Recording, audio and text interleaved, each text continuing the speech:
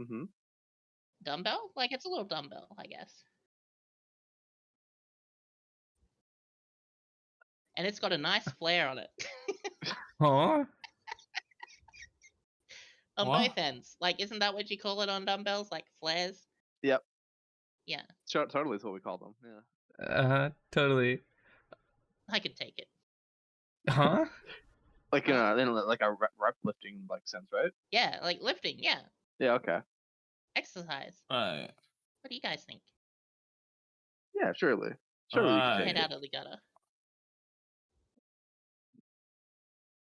I actually have you this time. Let's go. Let's go. Let's go. Let's Wow, go. you pressed the button. I'm so proud of you. Wow. You didn't edge the Congrats. chat for 30 minutes. I'm so proud of you. I bought a yoga mat the other day. I did not where I thought you were going with this, but yeah. And it's one of those nice thick ones. Ooh. So I can actually bend down onto it and shit and actually do yoga for once and more exercises in my room. Because we have carpet, but it's like, it's not that soft carpet. It's just like that cheap shit carpet that like you can feel the concrete through it quite easily, right? Hmm. I think Yeah, that's I like understand what most you're saying. carpet, is it not? No, you can get really good carpet that's actually really fluffy and bouncy. Not bouncy, but you know what I mean, like a bit of cushion to it. Mhm. But those are really expensive. Like Yeah. right now I've got a roll in here just because Dad had an extra one from a house he was building. That was basically excess, and he gave it to me, so I unrolled it into my room, and it's a bit better than the carpet that's on the ground right now. But because it was rolled up for so long, it sort of lost its bounce or fluff.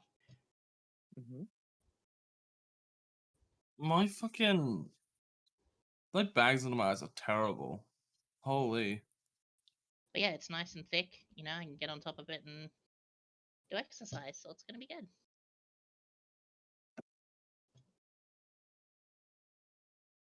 How long do you reckon you need to sleep before your bags under your eyes go away? 'Cause- Okay, so you need to wash your face often as well, because the reason why bags under your eyes are a thing is because if you're not sleeping enough, you definitely have more like eye sand or whatever, like sleepy. What do they call it? Gunk. Gunk. Gunk. Yeah. And it's basically because there isn't much moisture. I just call it sleep. It's just called sleep, isn't it? No. You got sleep on your. Yeah, it's sleep. If you say you got sleep on your eyes, it's like the. Got sleepy in your eyes? No. No. It's. Okay, It's called. The official name is Realm. Is commonly used to called call it sleep, sleepy seeds, sleepy buds, sleepy bugs, sleepy sand, sleepy winks. Yeah, we call it sleep. I always called it sleepy sand. I just call it sleep. I've gone with like whatever this first one is, sleep. Yeah. Or And it's just sleepies called. as well is another one that I used to say all the time. Where was I up to?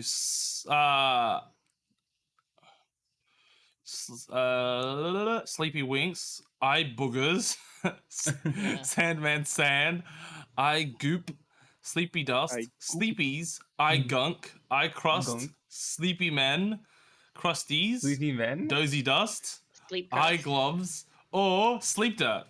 Oh, sleepy dirt, sorry. Okay. So yeah, the best way I have found with making sure your bags aren't too bad is you tea them. Anyway. God damn it, Sooky. Nah. So seriously, if you before you go to bed, you have decent drinks of water, or you splash your face with some water before you go to sleep. Or if you don't do I that, have a wait shower before I go to sleep. Yeah, but that's Every hot water, night. which evaporates off your skin and doesn't help in any way. I always turn the water to cold before I get out of the shower When you because wake it's up, too hot here. you have some more water or liquid, and then you splash your face with some cold water and like sort of give it a bit of a like have it so there's a decent amount of water in your hand, splash on your face, and just sort of move it around and like get your eyes. Usually that'll help with loosening it But up. I literally turn the shower on cold and then spray myself down with cold water before I go. It's the get action out of of the shower. massaging with water that helps. Huh. Oh, okay. Because while you're doing that, you're sort of pushing all that gunk out and like letting the moisture that you've had throughout the last few hours take place instead. Interesting. Punz, DMs. DMs.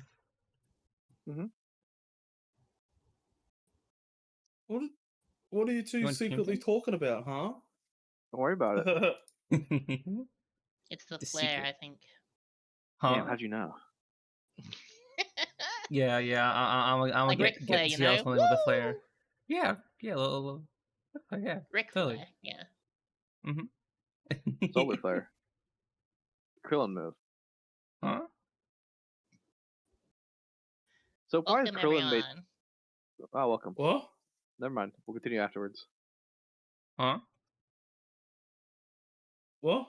Huh? You How have I okay? how have I confused both of you? Huh? Anyway, Jesus. Honey, your mic sucks. welcome, everyone. What were you to the gonna ask me? podcast. Oh. Ugh. We'll get. We would like to take this time at the start to inform everyone of something. Yes. So, I don't know if you want to talk about it more, Punz. I I really need to inform everyone about it. So first, our main guest Cal is running a little bit late today, but she will be here in a bit.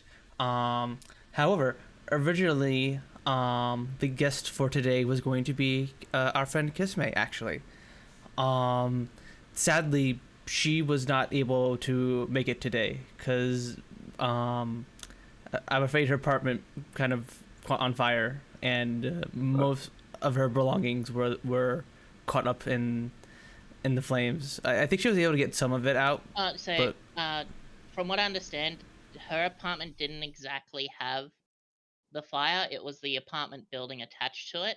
Mm-hmm. Yeah, the way she phrased it in the and tweet was everything's locked up, and she wasn't able to get in to get a lot of her stuff, but she got some of it.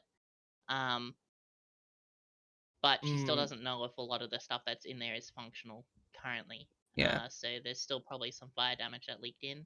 Because as you know, with fires, you don't have to be in a fire to feel it. Like anything plastic that's like within a couple of feet of it, even if the fire's not there, it'll melt. Like electronics as well. You could have shit yeah. inside it just fuck up. So.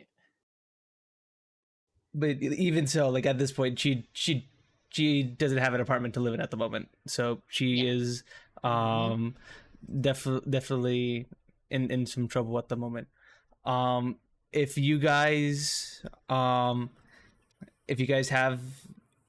the availability, I would strongly consider you to donate to Kisme's Ko-Fi. I'm gonna link it down here in the chat, and consider supporting her if you can. She's a friend of the friend of us, and a friend of the podcast. And again, like obviously, if you can, like consider donating a little bit, even just a teeny tiny bit. In fact, I am going to make a donation right now myself. I'm going to donate on behalf of not just me, but for everyone in the podcast. And I'm in the hopes that Kiss will be able to recover properly and get back on her feet soon.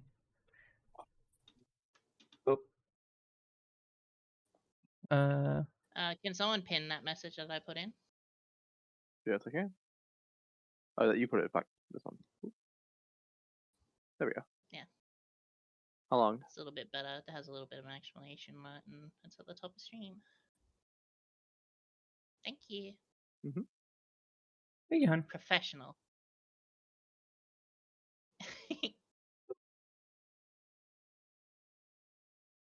Oh. Okay, well, this is gonna be a cool. Okay, I guess I have to put my card information now. But yeah, I was hoping it would give me a PayPal option on this, but yeah. But anyway, yes, consider donating to Kismet if you can. I was gonna say, just take the money out of PayPal that you would have and put it in your main. So then. Please donate to Kiss Me. Hi. Hi, Cal. Yeah. Hi. Hi. Hi. Hi. How's it going? Hi. Guys, this is Hi, our Kiss. guest today. Hi. And it's You're Kismet finally too. here. Hi, Kiss. Oh my God, Kiss. Hi, Kismet. Hi. If Hope you you're haven't doing already okay. as well, go follow that cutie right now. Yes. Or so help Exactly. me. Go follow Kismet right now and Cal right now. Both of these two, both cuties. No, just Kiss Me. No, it's fine. Just Kismet. Okay. How you doing, Kiss? Yeah, Kiss Me needs all Hope the love right everything's now. going okay. I hope you're doing okay, Kiss. Yeah, I just saw. She just did some tweets about what's going on. I just saw them while I was waiting around. So Let Yeah. me. she managed to announce some stuff from the apartment. So Oh, that's awesome. you're tired. You should get some good rest soon. You need it. You need it. Yeah, you deserve the rest, Kiss. I hope everything you were able to get from your apartment is still working and stuff. You said you were able to get some stuff out, right? But some of it you had to leave behind, correct? Mm-mm. Where Yeah. I is? see Kalia's Discord thingy. I changed it. I want it to match your guys's. Yeah, I don't see it though on Punz's. Yeah, I'm adding Oh, her okay. food. Oh, wait. Oh, I need to add actually it as a GIF because it's not. The Discord one Everything's doesn't, hooked up. even though it's a GIF, it doesn't pick up as a GIF. What? There we go. Oh, wait 1 sec. I'll do that while we're talking. But hi everyone. Sorry I'm late. It's all good. Yeah. Ugh. Life is life. It happens. Yeah. That's Sometimes true. we're late for our own podcast, so it's fine. Yeah, well, it's just, typical that it would be right as it's about to start is when I have to do the thing, so. Yeah. But how are you guys? How are you all I'm doing doing? alright. It's a little warm I'm here. alright. A little Awesome. muggy. I got my drink here to keep me cool. It's actually very warm in the U.S. right now, at least on the East Coast. It was like 65 degrees Fahrenheit around where I live. Super duper warm. That's not warm. Yeah, but maybe it is for this time of year. It's warm for March. Yeah. Oh, actually, no, it's not even March. It's the end of February. Okay. It's basically March. Hopefully that works. Nearly March, but yeah. There we go. Wait, is it going into spring for you guys now in America? Yeah, March is still winter theoretically. Okay. At I least think you got March some for us clothes, starts Kiss. going into. I think March for us is autumn. I think April is when it starts going into spring for us. The end of winter, I believe, is February, right? So I believe March is the start of spring. Is it not? I'm gonna look it up. March 19th, apparently. There you go. Wednesday, March 19th. March 19th. Yeah, because summer for us starts in December, basically. Yeah, so you're just coming out of summer into autumn, and we're coming out of winter into spring. Basically, summer starts whenever winter ends for me. I swear to God. I mean, that's usually yeah. Oh yeah, true. There's no spring in Australia. Oh no! Oh, I would melt. I think. I'm so bad in the heat. Summers here are so awful. I can't imagine what it's like there. I mean, I heard people in fucking England complaining about 23 degrees or some shit, and I was like, what the fuck? Listen, if you Like came that's the here, cold temperature. if you came here, you would complain too. Our heat 20 is yeah. so nasty here. 23 muggy. is so 23 is so nice. It's actually room Yeah. temperature. It's just, Yeah, Fuck. no. Yeah. Even if it's like high. This summer has what's been it called? muggy as fuck. Look, you Yeah, it has have to. been. Yeah, you have to come to the UK to understand. Yeah, Bayonet's right on the cards there. Look, we have really muggy, really humid heat. There's no air conditioning anywhere. Everything gets really hot. It's just like. Well, that's the it's so thing. bad. That's the thing. Right? Because like I've it's been like to. Bayonet says 40C is worse than 40C in most places. The issue is we have 40C with 100% humidity and it's super muggy anyway. So how is that worse? You Yeah, guys have it's 88% aircon. humidity right now at 33, spend and I all don't your- have aircon. You don't wait. What? Whoa. I don't It's have aircon also in this room. costs an arm and a leg to I'm run out of Okay. my a room. machine. Remember? I think. Yeah, but then again, okay. How cold are your winters? Be Mind honest you, with me. your houses are designed for cold weather, so that's also Yeah, 16 oh, degrees. yeah. At least. That's the cold. Maybe. Our winters can get like on bad Yeah, days. your winters will be what? Your winters will be minus what would be like 5. concerning for me. So I would go if I was to go to the UK during winter and it's like 10 degrees. I'd be like, damn, it's chilly. But you'd be like, But oh, this is a hot day yeah. in winter. It's about like acclimatization, right? That's what it is. Yeah. Like we're different. Yeah. But also, even since I was a kid, it's gotten way hotter here in the summers. Back when I was like fucking same. 10 or something, a summer you get like 25 degrees on a really hot day. Now it's like 35 degrees. It's so bad. And in winter, you might get like 0 degrees, 1 degrees. Now you can get like -5 plus. So yeah. Thanks, global warming. Yay. the amount of moisture we get here. So here's for context. We had to get a hole in our roof replaced. Like it's just in the inside roofing, right? The ceiling. Mhm. Like it's not actually the roof. The guy came like 3 weeks ago. He drilled some holes in, he replaced everything, and then he plastered over it. The plaster's still not dry. What the fuck? There's that much moisture in the fucking air. Jesus. Ugh. Even with the doors open, the breeze going and everything, there's so much moisture left behind that it just didn't dry. He came over and he was like, all right, well, I'm going to have to tear this down because it's going to actually cause your like moisture to leak into more of the more of the ceiling above, which could cause mold. So we're going to have to cut this off and wait. Like, I'm going to put some construction tape over this hole so it doesn't like affect the inside of the house, because inside the ceiling is hot as fuck and it'd leak into the house. So he had to seal that all up and just use actual construction tape and just some old cardboard that he had. And yeah, so that's sitting there now, and we have to wait until colder weather when it's gonna dry up to get it done, because it was still fucking pretty wet when he came after 3 weeks of putting it there. Jeez. It's Like crazy. it's just that it feels like it's been like 150% humidity, to be completely honest. We don't get Yeah. that bad of humidity here, but our winters get like -40 pretty consistently now. It's pretty Holy shit. shit. That's cold. Oh my god. Oh yeah. Yeah. That's about the worst thing we got here. Y'all match us on like summers and Now, stuff. but what's- winters, it's Like I feel like I'm moving through moisture a lot of the time. Yeah. when I'm I was walking gonna say around what's the Sooky house. is Even definitely with everything with closed up. insulation. With Yeah. everything closed up, it's still fucking moisture everywhere. Even with my aircon on with dehumidifier on,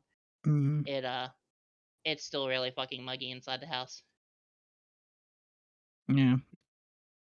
Yeah. Our problem is, like I said, during the winter, our house is good because they're designed for insulation, but during the summer you just die because the house loses no heat. It just keeps the heat Well, that it's it also takes like in. Well, that's Our house is a good if cheap you had piece of air shit. conditioning. Yeah, but we don't. Our country, Yeah. yeah. Why does we're not so much of the Americans. UK not have air conditioning? Because I was reading up on Because that at some point. until like 10 years ago it wasn't necessary to have air conditioning because summers never got that hot. Most summers were like anywhere Well, between even then, air average conditioners day. don't really get that cold. Like, air It's conditioners. just to climatize the inside of the house to make it comfortable. Yeah, I think the thing air is conditioners here, like the lowest we can get is 18 degrees. Like, yeah, and it most feels people pretty put them cold on usually. 23 degrees anyway. Yeah, I have it on Like- 23 dehumidifier, so it like gets rid of some of the moisture. I don't know. I think it's just because you have to think of like the UK as a very old country. Like it just never really caught on, and by the time now that it's necessary, it's just not considered. Like it's not considered like a standard feature in housing here. Like it's not something you expect when you buy a property. Like if a house has it, it's a luxury feature, not Yeah, an I was gonna expected say, I feature. imagine like portable, like those aircon units. But that it's you not can roll hard to around get air would cons probably be installed. expensive That's there. the thing. Depends But on when Like- it's not prevalent, you know what I mean? It drives up the price, and it's just not something that many I people guess do so. here for some I don't reason. know. I don't know how much Yeah. it would cost there, but Or you could It's also not- just, again, like I said, you could also just buy those portable ones that are really good. Yeah, we and then have when you move, one. you can take them with you. You know My what I mean? my mum has one. So I've been looking to buy one for ages, because like I feel like it would fit in my room nicely here, and I could literally put the tube out the window here. Oh, you're and talking I'd be about able one to of those live like inside my room. those like tube ones where like it's like a little plastic tube with attached to like a white box that you can like put around your room, right? That connects to the window. Mm. It's an electronic one that like you can attach a tube to, so any extra moisture that comes in through the aircon can drip outside. Yeah. do they have a?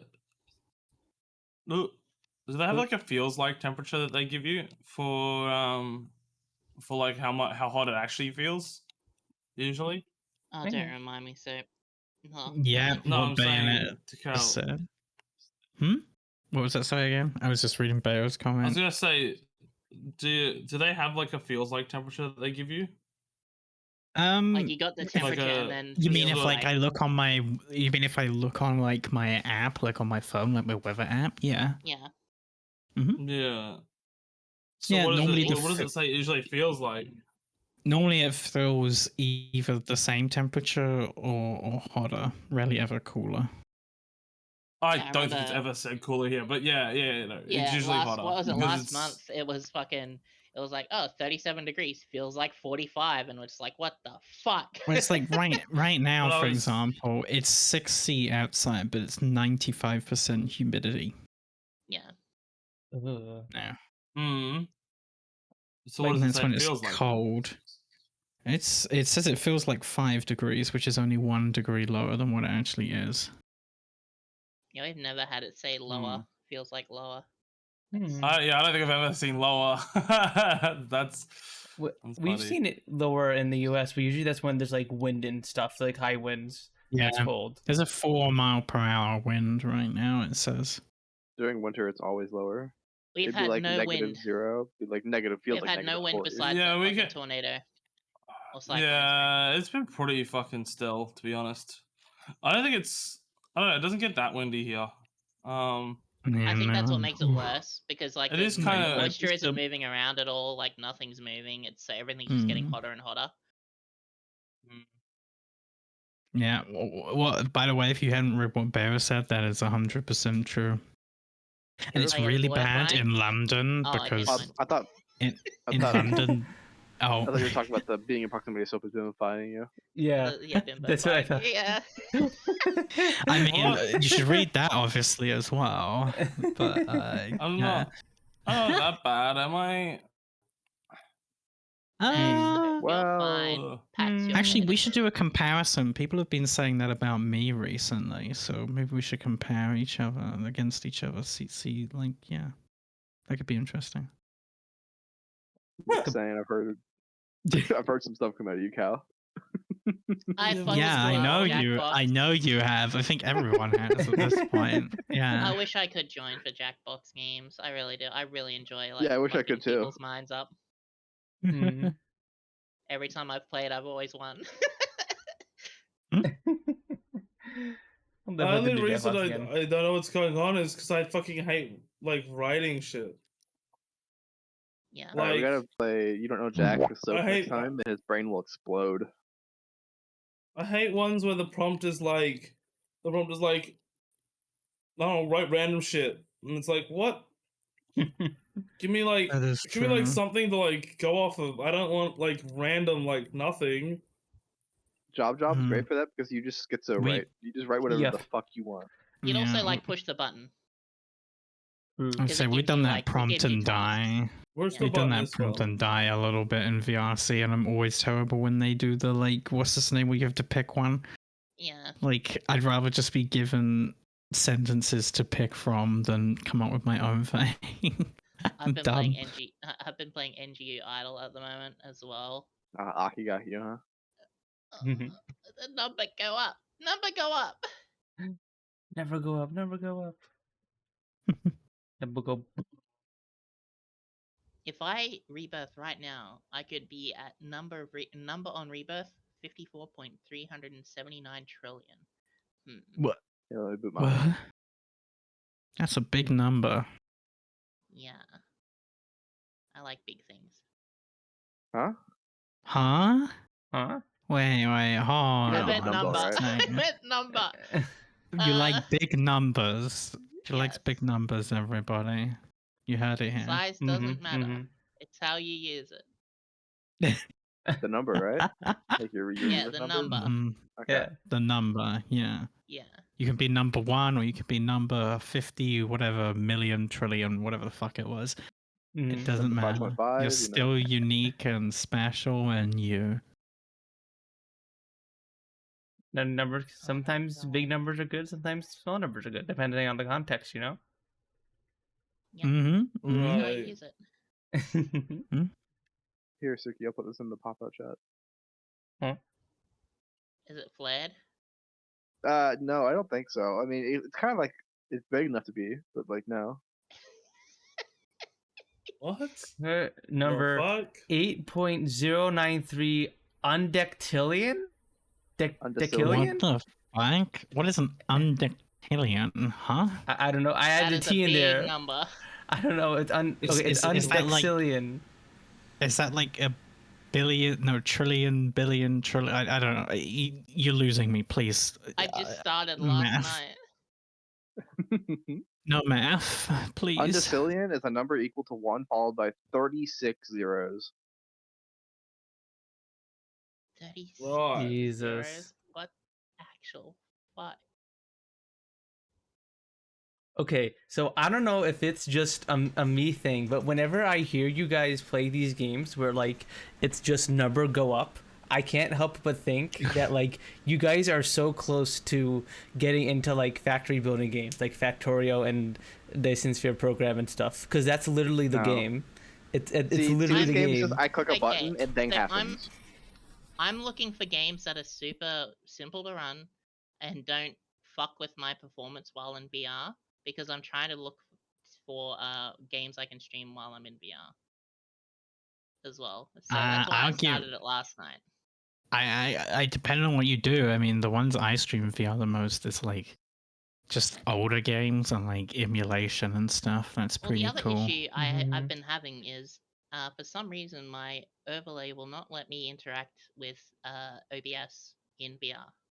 Are you running OBS as admin? I was before, and then I stopped because like it wouldn't still let me.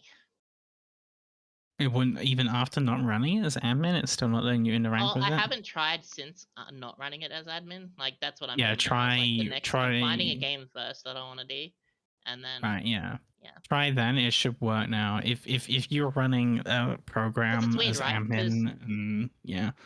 task manager is the same thing. You cannot go into task manager Mm-hmm. with your VR. Because it's But always run task as manager is admin. always running admin. Yeah, exactly. Yeah. So, There's an option though in Access now that allows you to run it as admin again, like actually in the settings that works. So you can always use that as well.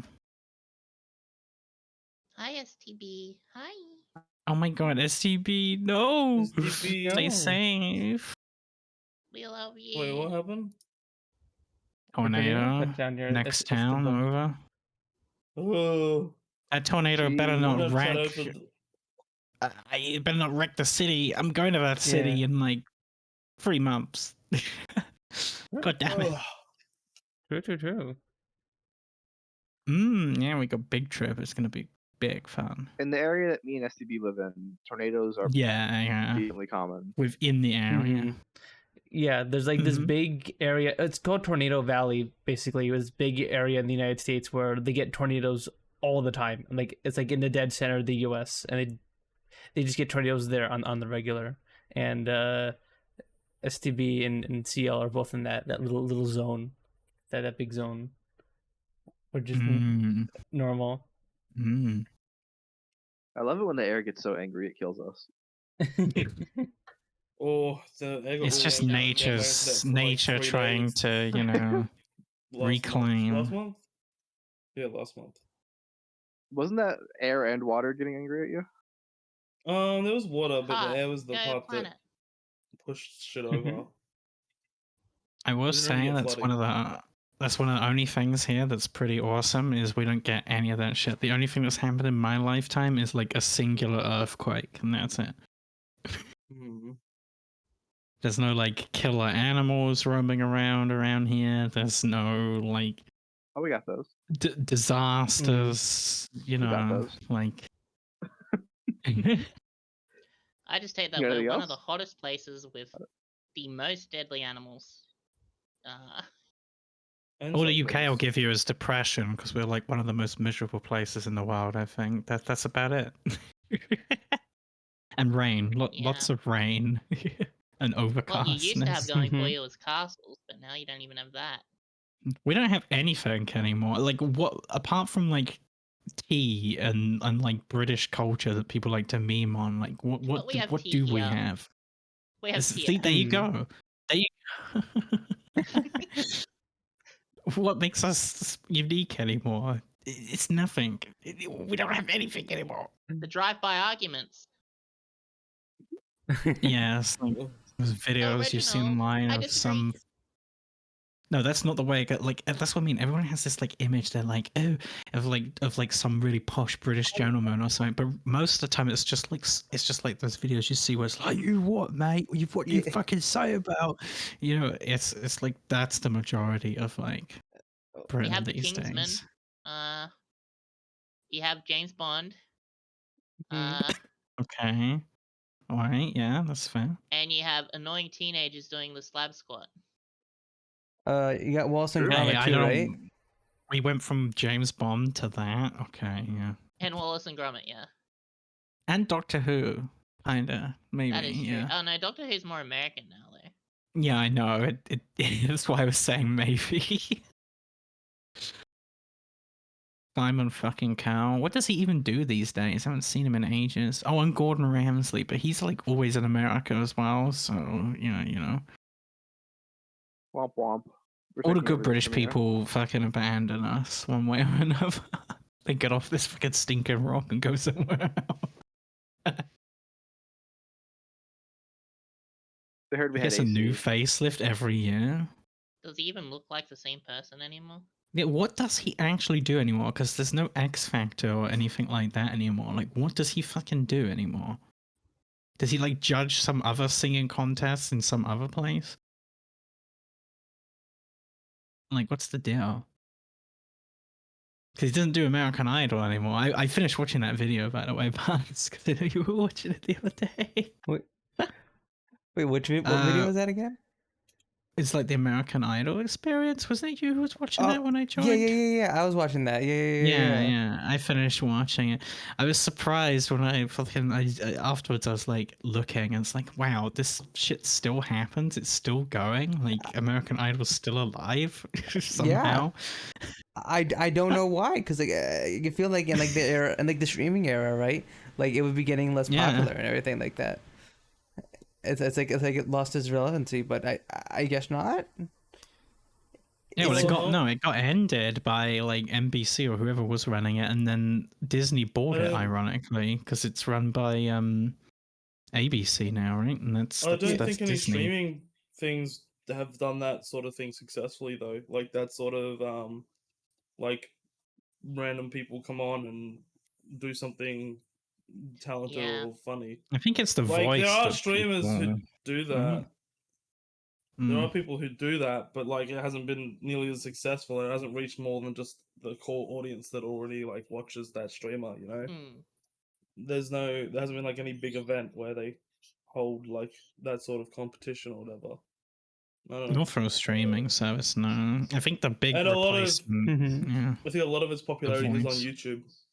Like a lot of The True. Voice and all that gets shown on YouTube now. Like they would be getting a decent amount of money from like rerun shit that they just like Ad have like revenue of videos. YouTube. Yeah, Yeah. they just have Yeah, videos actually. like fuck tons of videos they keep putting up, and because they keep True. running it, they can put more videos up on YouTube and shit. So it's not like necessarily they're getting like heaps of viewership on TV. They probably still get a decent amount, but like they do get a lot online as well. So there's no reason to like quit doing it. I don't know. Yeah, it's funny how that works. When watching that video, there was one part where it was like the viewership dropped off from like whatever the fuck it was, like 8-9 million to like 7 million. It's like, whoa, shock! This is horrible. Like, Whoa, bro, it's still whoa. 7 million people watching your fucking show. Like, that's like what? Yeah. Huh? That's a shit ton of people. What the fuck are you talking about? I don't think I've ever seen more than like maybe, I don't know, 700K maybe on a Twitch live stream. Like, let alone a million people. Like, wow. I wish that Netflix would release their viewer numbers for their shows, because we can't really, it's hard to compare against like Netflix and like how much their shows are viewed and stuff, right? Because they don't release their viewer numbers. So like I'd be really curious to know how that would like stack up to like modern popular streaming services, right? Like, because I wonder how much 7 million is to like a company like Netflix or like any of these Honestly, big streaming services. I think it can be show dependent, because it's always about as well like the budget for the show versus the projected like take back. That's why you get like movies that pop up that like are really not that like, you know, not shown in theaters even or something like that still manage to make back what they invested, just because it's such a low budget production. You know, you're talking like 300, 400, 500K, right? As opposed to even like a million, or maybe even like 1 or 2 million. That's considered like small these days, right? Like you have animated films that have way bigger budgets than that. You know, it's like crazy. True. Yeah. Like actually, I wanna look at that now. I'm gonna look at something. Yeah. I know. I was just wondering what the budget is for like a big blockbuster animated film, because I know Spider-Verse was like actually only like 50 million, which isn't that much, but like I know bunch of Marvel movies are like 200 million, around that. Yeah. For example, I put in the most recent poster child, I guess, of animation, as in like the most recent one, which was Toy Story 4. And that had a $200 million budget. Jeez. The original Toy Story only had 30 million. Holy fuck. Yeah. Yeah. Damn. But at the box office, it brought back 1.73 billion. Holy shit, that's a lot of Toy Story. Yeah, Toy Story was like monumental back in the day. It was like the best looking 3D animation that existed at the time. Yeah, it was the most advanced. It used silicone graphics workstations and all that. Most advanced shit you could get at the time, basically. Cutting edge. I often think about how long it would have taken them to render that out frame by frame. When you think about like rendering a video these days, like yeah. Jesus.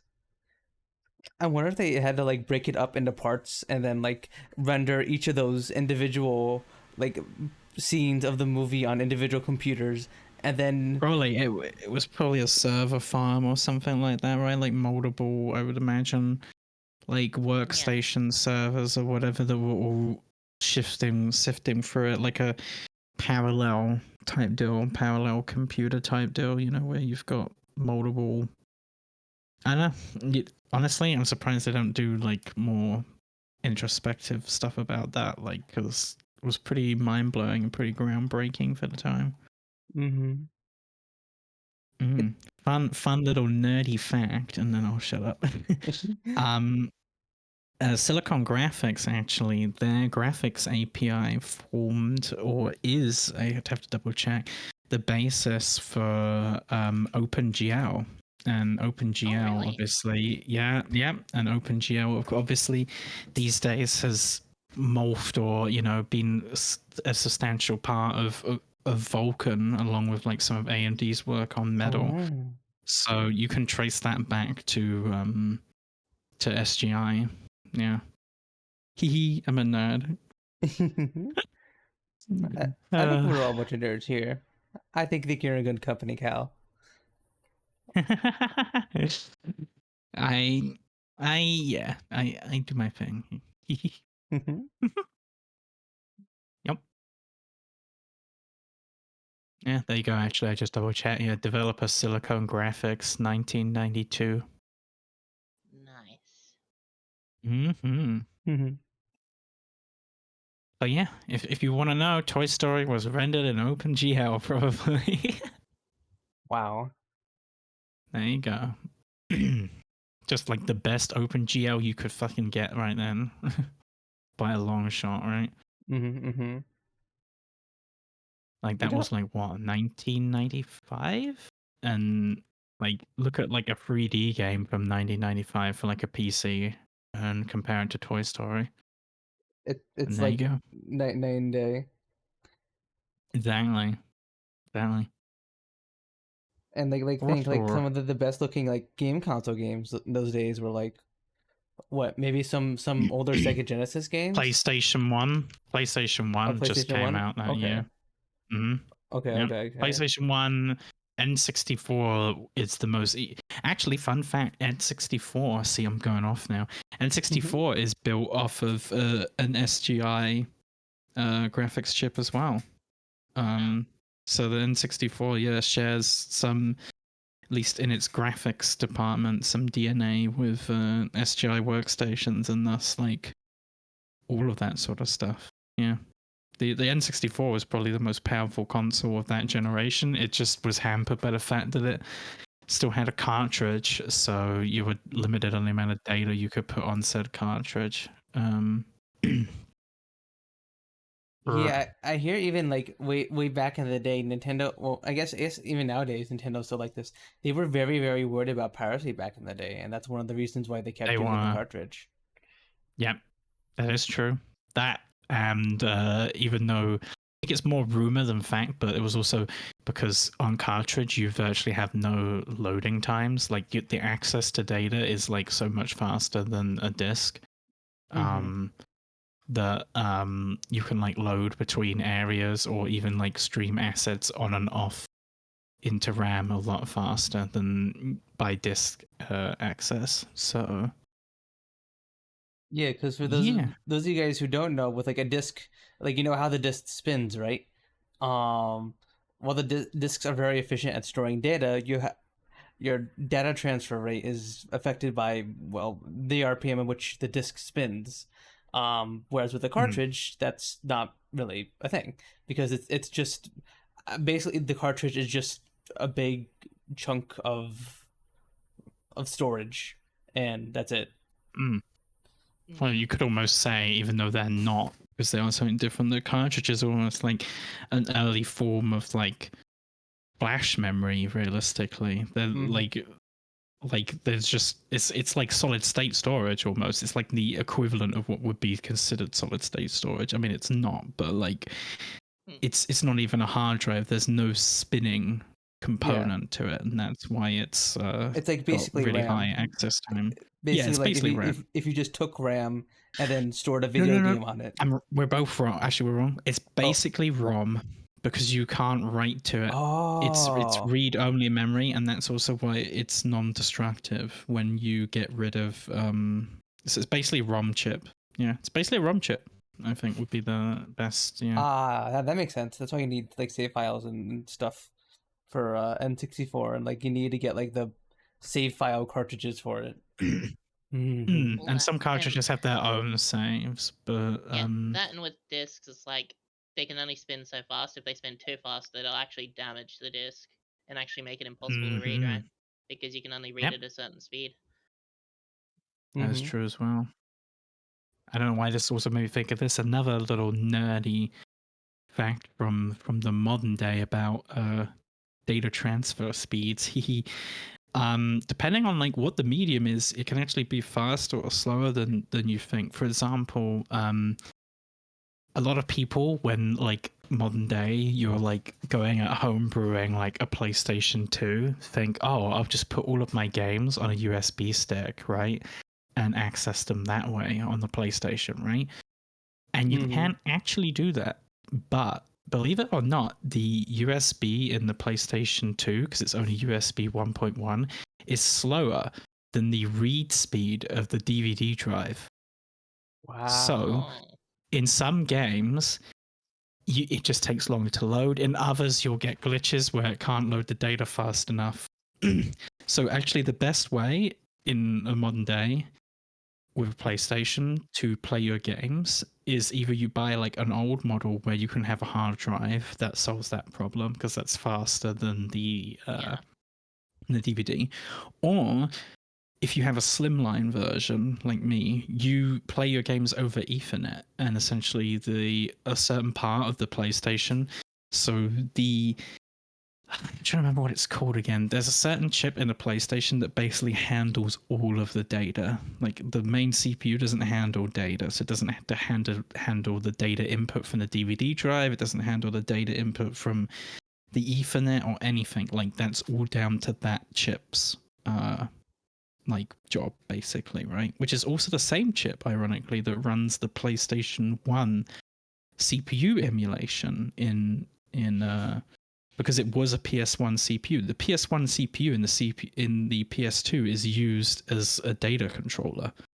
Ironically, yeah. So what you do though is you use Ethernet, and basically the reason why there's no performance here is because you run like the receiver, like the SMB server or whatever, on the PS1 CPU on the PS2, which is the data like handler anyway, and that's the only way to like get, at least like on a slim where you can only have Ethernet, that's the only way to actually have proper loading speed, because you can use USB but it'll be too slow.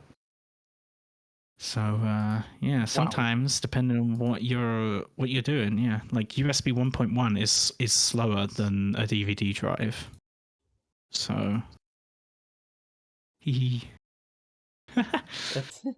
that's crazy to think that even like the first USB was like socket was like slower than a disc, because like nowadays we just use USBs for everything. Like even like nowadays people still use like USB 3.0s for just data transfer, for like saving files and passing them around and stuff like that. Yeah, I think USB 1.1 is faster than most CDs, but slower than just about every single DVD. Yeah, because CDs and DVDs are technically different, like the same way that like Blu-ray is like different than like DVDs, like different disc formats. Well, they CDs have are all different based on data the- transferees. It's based on the light that reads it, right? Like blue light is way faster than red light. That's why Blu-rays are like the fastest CD, theoretically. And Blu-ray. they were double layered. Yeah, Blu-ray is like, I honestly don't really know the finite differences, because there's also HD DVD, which never took off, which is more of the actual successor to DVD than Blu-ray is, and especially from like a technology standpoint.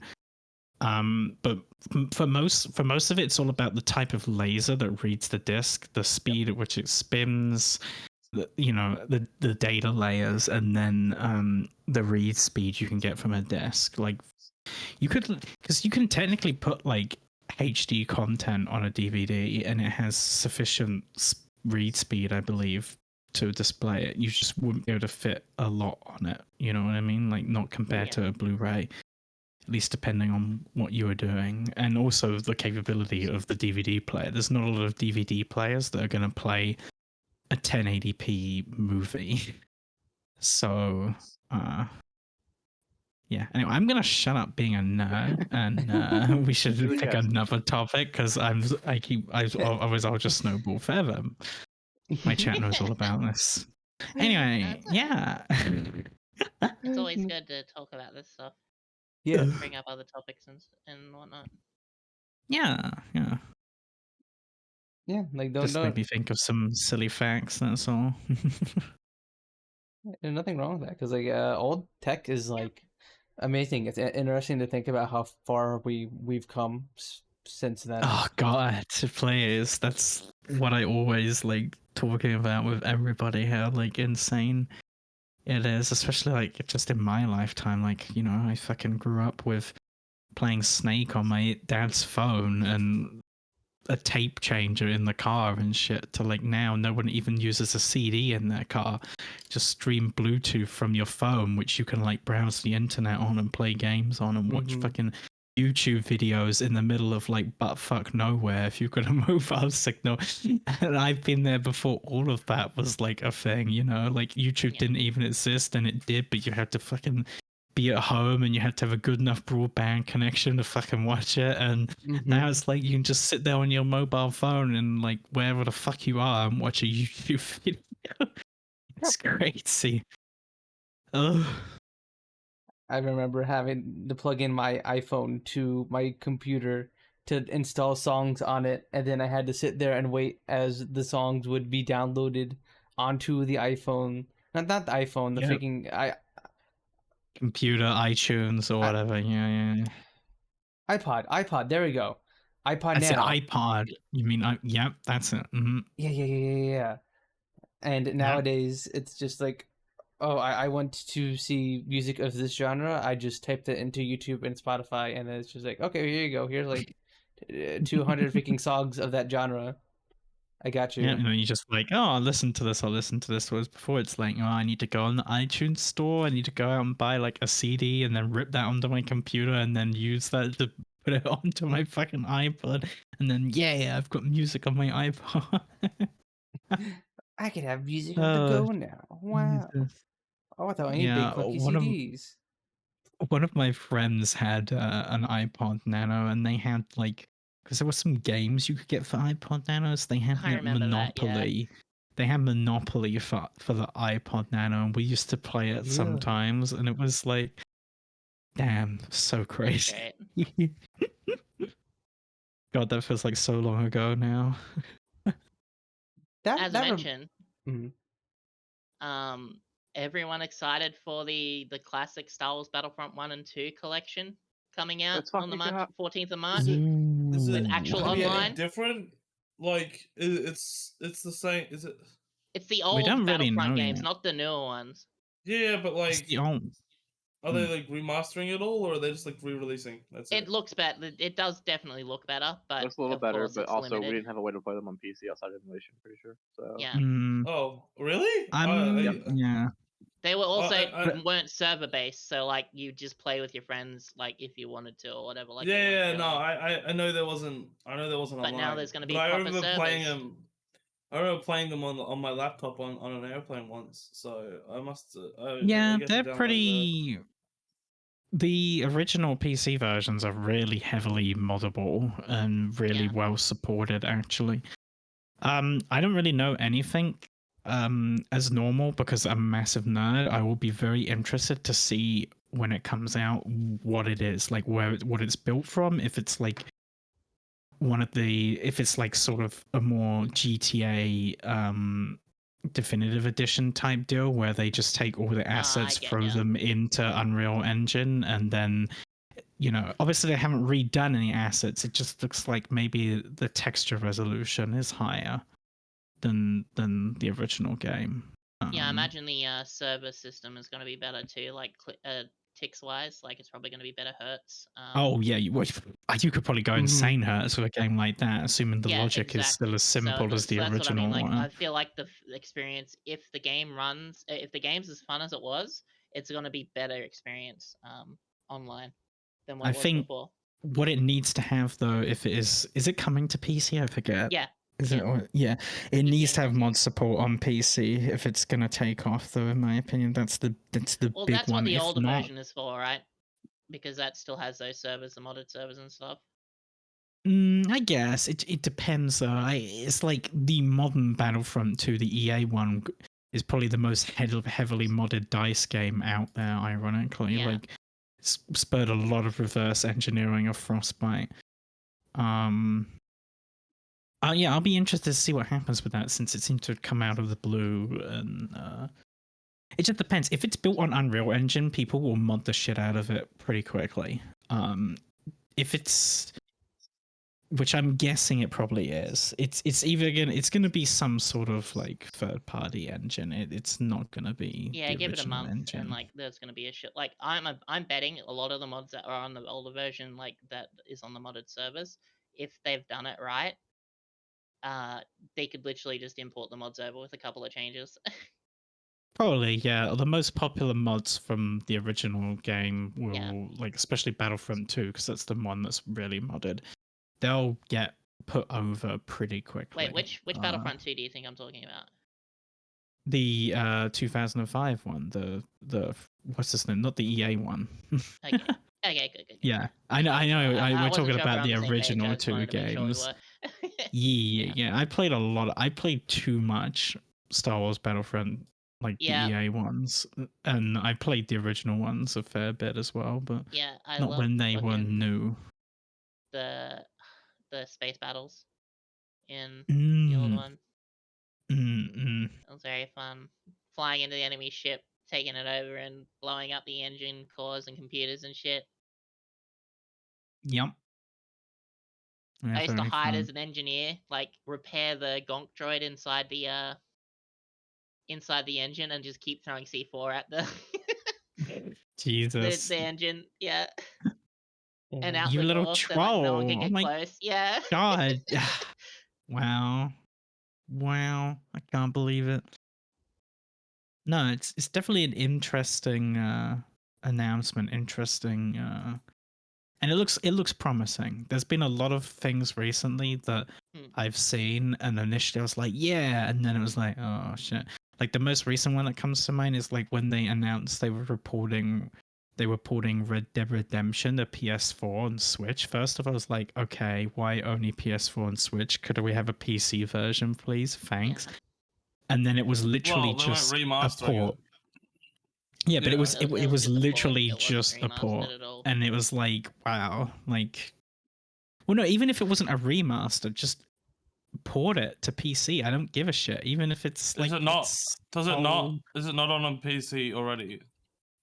No, but you can play it on PC now because Xbox 360 emulation has come so far. If you've got a half decent computer, like any modern gaming computer from like the last 2, 3, 4 years, then you can probably play most Xbox 360 games at 60 FPS on it. Yeah. So I have tested it myself and it does work. But obviously a native version of anything is normally preferable over an emulated version. So I mean, at the end of the day, people forget, but like the Xbox inherently is just a very heavily locked down and modified like PC. Windows computer. And in the case of the 360, it is radically different because it's a PowerPC CPU, but the graphics API is exactly the same because it uses DirectX 9. So essentially any game that is on Xbox 360 is just a DirectX 9 game compiled for PowerPC. So if you have the source code, obviously it's not as easy as like lickety split change it, but like it's not as hard as like say porting a game that was specifically just built for like PlayStation or Wii even, because they use different graphics APIs and everything. So that's why I was surprised they didn't have an Xbox version, but I know why they didn't do that. It's because you can play the Xbox One through the backwards compatibility, so they just kind of lazed out on that one. And then they didn't end up bringing some of the good games to backwards compatibility. I'm sad. Big sad. Like Tenchu, I loved Tenchu Wrath of Heaven and Tenchu Z. Those were really good games, but they didn't come to the backwards compatibility. That was a good ninja game. I miss them. Sag.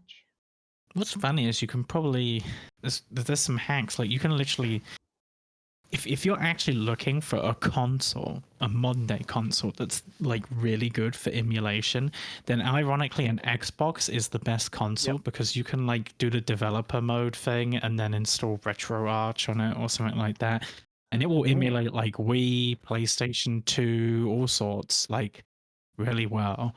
I wouldn't be surprised if you could get the Xbox emulator working on it half decent, because the Xbox emulation, like original Xbox emulation, has come a long way in the last couple of years. Bleh. Emulation in and of itself has been coming along very well. What was the Wii U emulator called? CMU. CMU. No. CMU. Yeah. Dolphin. Yeah. I was messing around with that. Dolphin as well? Wasn't Dolphin another one? Dolphin Dolphin's the Wii and GameCube. Okay. Actually started out Yeah. GameCube because Dolphin is the code name for GameCube. Well, Dolphin is still I love Dolphin. Dolphin is absolutely an amazing emulator. Absolutely amazing. It really is. It's crazy how easy it is. How almost all GameCube games, it's like 99% of GameCube games are like compatible with a Dolphin, correct? Yeah. It's really high. I mean, you can do all sorts. I mean, I set up and have been running occasionally a private Mario Kart Wii server through you can't say that. dubious. Oh god, Nintendo's coming for me. Oh god, I'm done. No. I mean, oh no, Cal. Well, they got her. They got her. They got her, everyone. I don't know how it works in the UK, but in the US at least, it's technically perfectly legal to like take your GameCube games, rip the files onto your PC, and then run them in an emulator. It's as long as you own the game. Yeah. As long as you own the game, Yeah, exactly. So yes, emulation itself perfectly legal. Pirating the games to do them on emulator, not legal. But yeah. Emulation. I'm 100% own a copy of Mario Kart Wii. I played the shit out of that as a fucking Same. kid. The Mario Kart. I Well, love it's like it you would so have had much. to if you liked it. You know what I mean? Like, how would you have played it beforehand to go out of your way to get it? Exactly. I mean, you could have played it at a friend's house or something. Oh, that reminds me of my beautiful. I have a GameCube, guys. That I got. Have you guys ever seen the Panasonic Q? No. No, I do Okay, have a so GameCube though.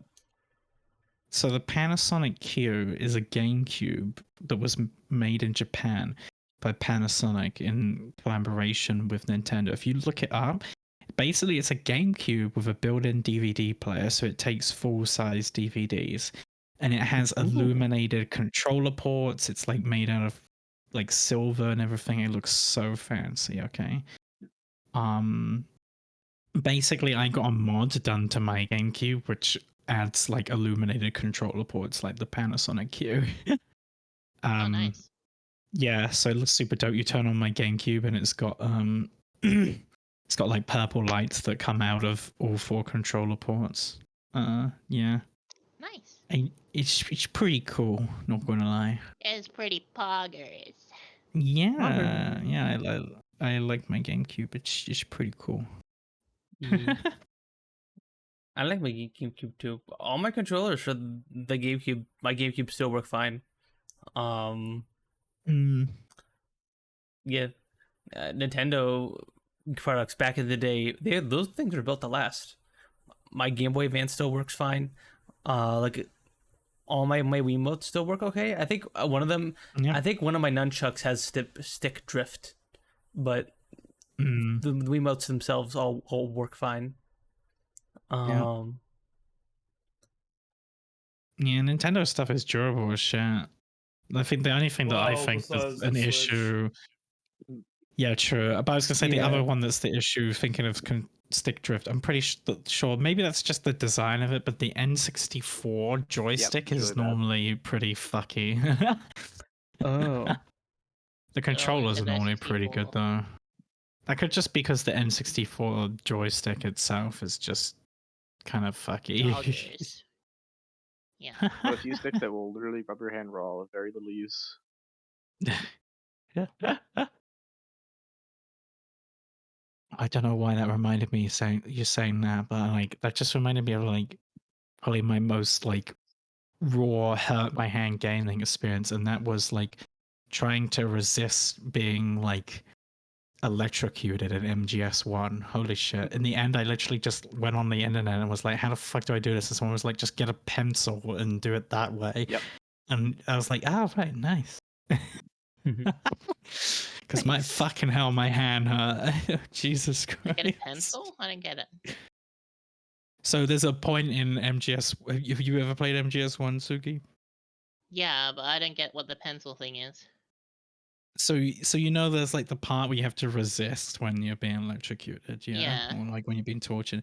So instead of using your hand to mash like the O button or whatever it is, you just take like the end of a pencil and mash the O button with that instead, because it's a lot easier. You can do it a lot more rapidly, right? You hold like the pencil and you just keep jamming it down as opposed to your finger. Oh, I was a Mario Party player, so smashing buttons was sort of second nature to me.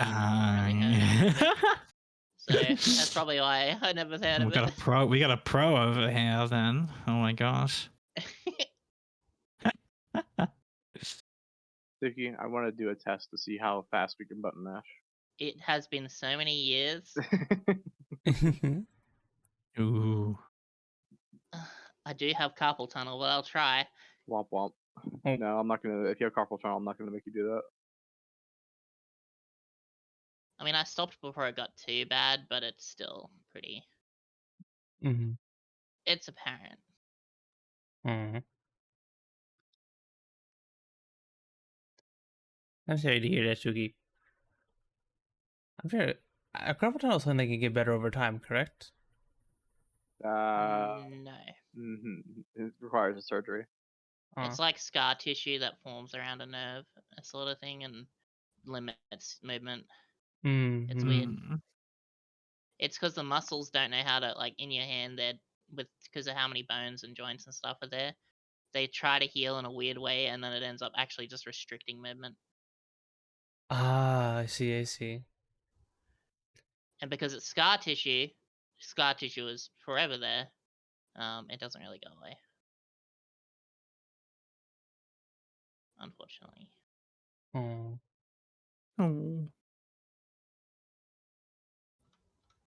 Because I used to be an artist. And then I'm not. Womp womp. That's why like getting art and stuff means a lot to me, because I know how much effort I put into it, so I can really appreciate it. You know. Mm-hmm. I appreciate art just for the pure fact that like it takes years of time and effort and practice just exactly to like make pretty art, you know. Yeah. And it also like requires like some kind of like a creative vision that I don't know. I don't think I feel like I don't have, because like my brain is like wired in like a software developer way where I'm like pure functionality over aesthetics, so it's hard for me to like be artsy and like I like to be creative though, but I'm terrible at implementing it. I am like, yeah. It also doesn't help that I'm incredibly indecisive. Like when it comes to art commissions, I can't decide what I want, and like, true, and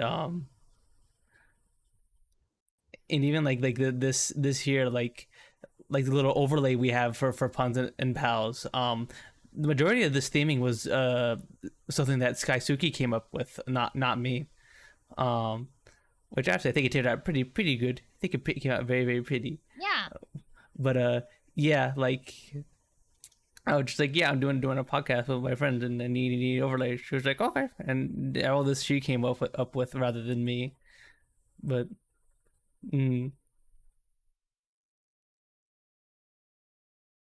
but yeah, arts are cool. Yeah, I don't mind. I was just thinking. Sorry, you go, Sooky. No, I just said art. And that's art. It just reminds me. I don't know why you're saying about the programming thing. God, when I was in university, okay, one of my one of the things we had to do like was a final year project. We had to make something for it, right? And I decided, because at the time I was a pretty big music player, like I used to like enjoying listening to music in my downtime and all that I would make a music player basically, right?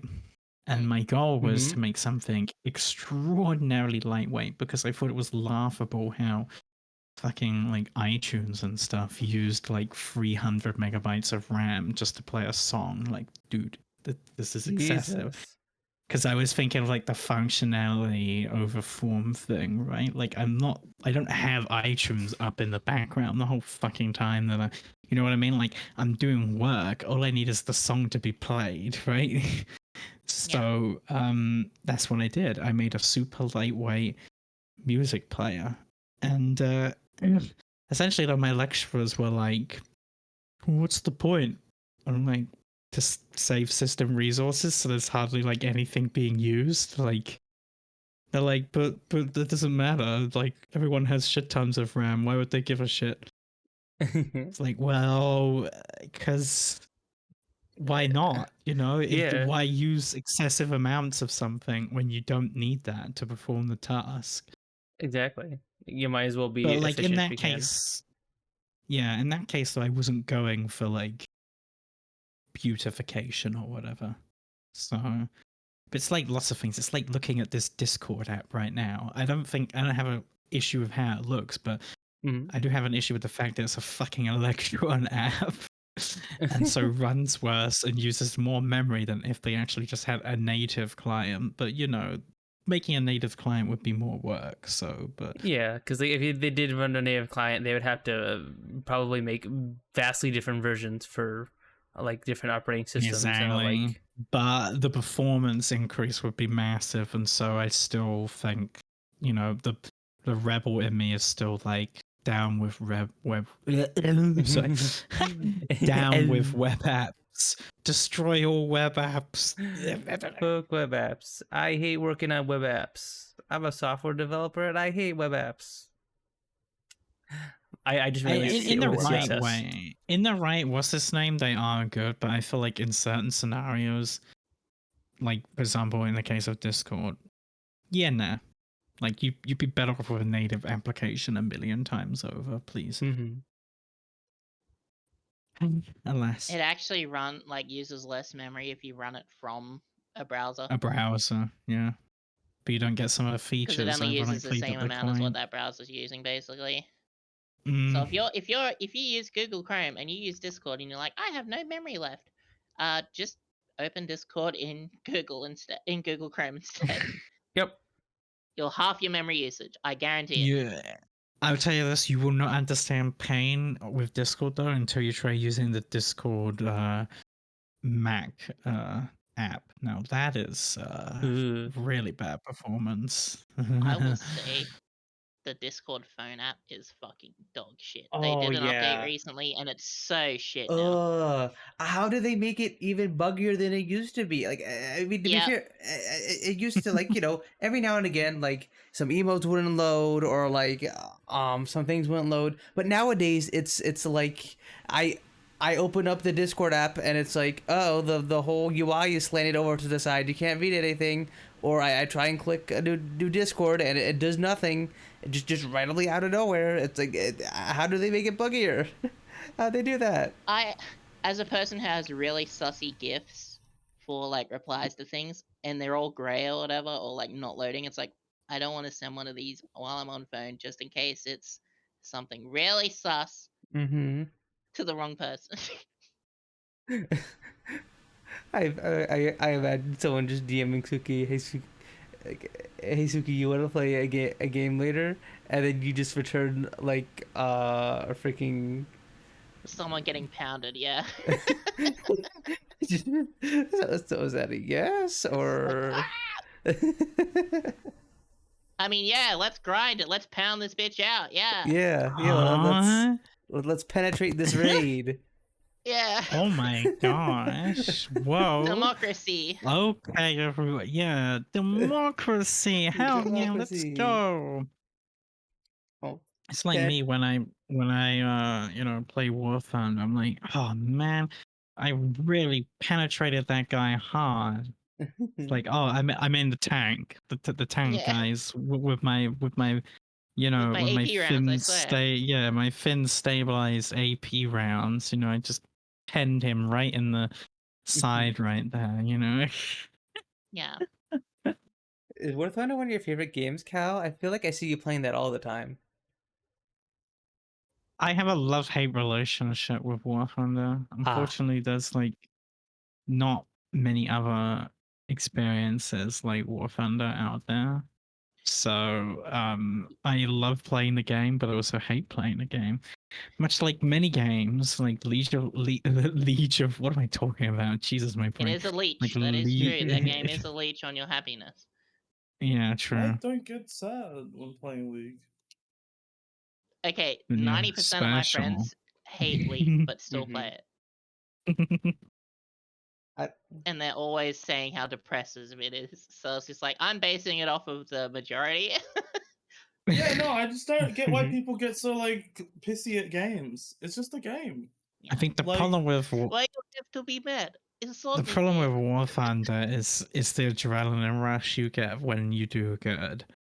It's addictive like that, right? It's like when in Call of Duty you go on a massive kill streak. Yes. But there's something so satisfying, especially once you get to like even dogfights are like, but when you get to high tier, and there's something so satisfying about it. Like the funniest kills still for me is like just taking off in an F-14, like start climbing really high, and you just fire this big fuck you missile that guides itself basically, and you just pray. And a lot of the time you won't get anything because these missiles aren't very good, but occasionally you'll just randomly be flying, like doing something else, getting ready to get in combat, and you'll just randomly kill some poor person, and it's so good. It feels so fun. I'm cruel. That's cruel. like on par with like starting on Halo, throwing a grenade at the start of the round or something, and then getting a kill with it or whatever.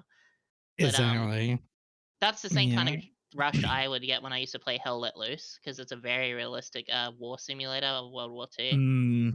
And it's like the tanks are exactly how they are in War Thunder, basically. Like they have the same realistic, like, you damage the treads, you can damage the engine, all that kind of stuff. You can kill the people inside before the tank goes. And like if you can hear a tiger from ages away, like a tiger tank. So like usually you have a tiger tank sitting at the very far back because they are the longest engagement range tank available in World War II. So they could sit back safely and go, yep, all right, I'm just going to take this tank out over here and this over here. And it's like, oh my God. So when I was a sniper squad and I snuck up behind a tiger, put some satchels and stuff down, and then blew it up. And the tank didn't die. The engine blew up, the treads were damaged and fucked, and like 2 people inside the tank died, but the tank was basically inoperable. But it was like super cool because like a firefight broke out, and it was like it's just that adrenaline, like. Oh yeah, no, I love games like that too. I was one bullet and you're actually dead, like depending on where it hits you, depending on the gun, and you're dead. I was a Patreon or whatever it was, an early supporter for Hell Let Loose, but I've hardly played any of it. I feel bad. It's like so a good. bunch of games that I just let slip off. But oh no, I feel you absolutely. It's stuff like that. Games like that are always so fucking intense and awesome. Yeah. Like I love playing like Rising Storm Vietnam, if you ever played that. Oh my God.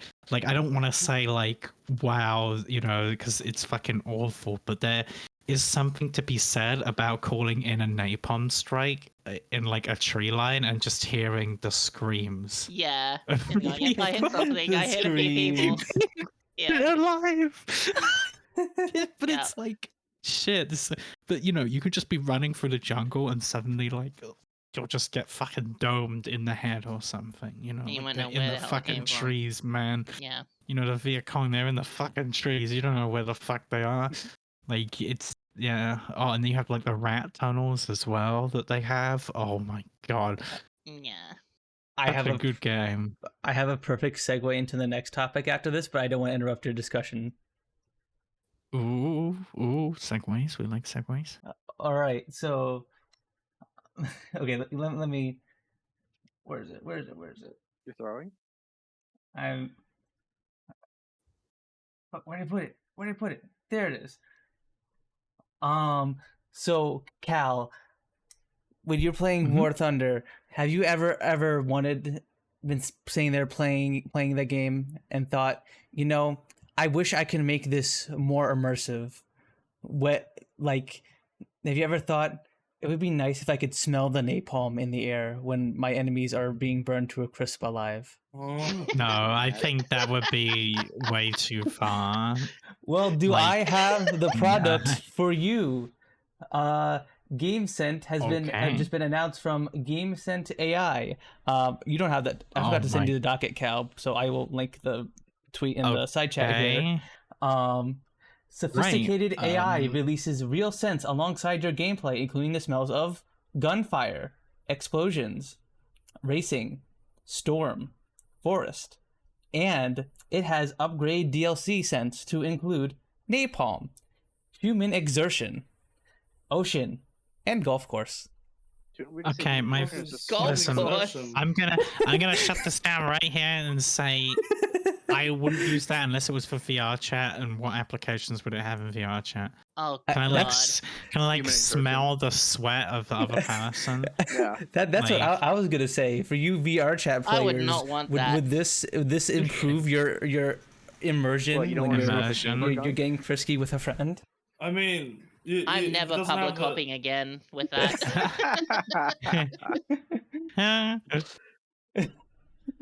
Oh my god. Can you imagine going to H party, go into the mute zone where you can't talk and you just get smashed in the face by fucking you know what? Yeah. What would that smell like?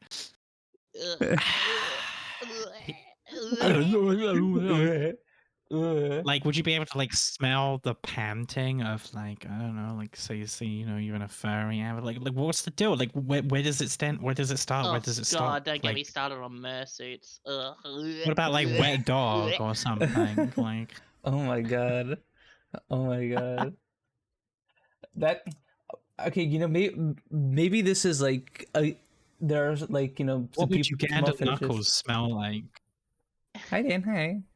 But now you I gotta have buy too many questions. Desperation. You gotta buy human exertion. Yeah, what would an e-boy smell like? If you just come across a random public e-boy, is he gonna smell all musky and or would he smell like cheap cologne? I know, right? What about cheap cologne? Smell like Axe body spray, Oh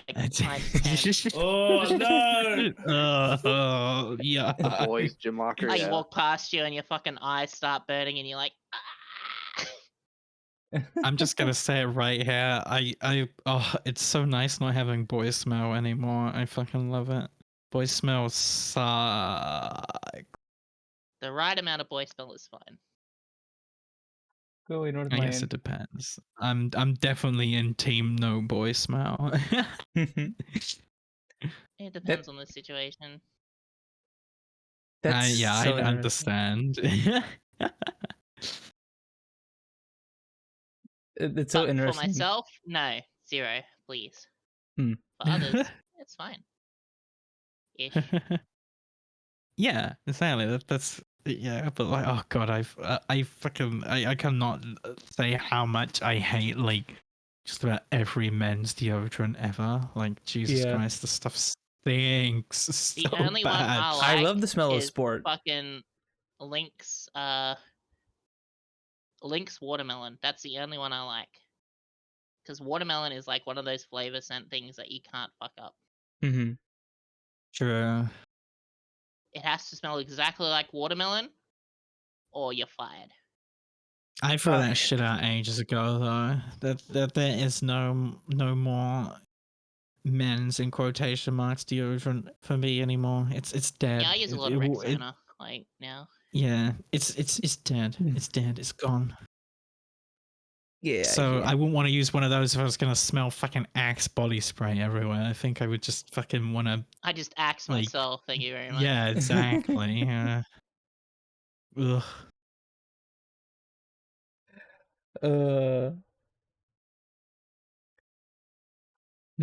Watermelon. Watermelon. That is Was it- very interesting. Yeah, it's obviously like I don't, who knows how well it's going to actually work, but I guess that is something very very interesting, because like thinking about like weird theme parks, like theme parks have been using like smells for things for a long time, like Disney World, and is like the buildings there and like is like designed to like pump smells into parts of the park. So like when you walk down a bunch of like restaurants or like sweet stores in like the big central area of like Disney Magic Kingdom or something, you get that smell. You're like, ooh, I want to buy a cinnamon bun or That's good marketing or something. But it also extends to rides as well. There are a few rides that like have like I'm trying to think of a good example of like Cal, are you a theme park person? I forgot if you're a theme park person. No, I have never been. The only place I have been to is like, I can't remember what it's called here. Is it like Alden Towers or something? But I did not. I've never really been like a thrill seeker like that. At least not when I was younger. So it's like a sleeper agent kind of thing, Dan. Sleeper agent, they smell something or they hear a certain word and they activate.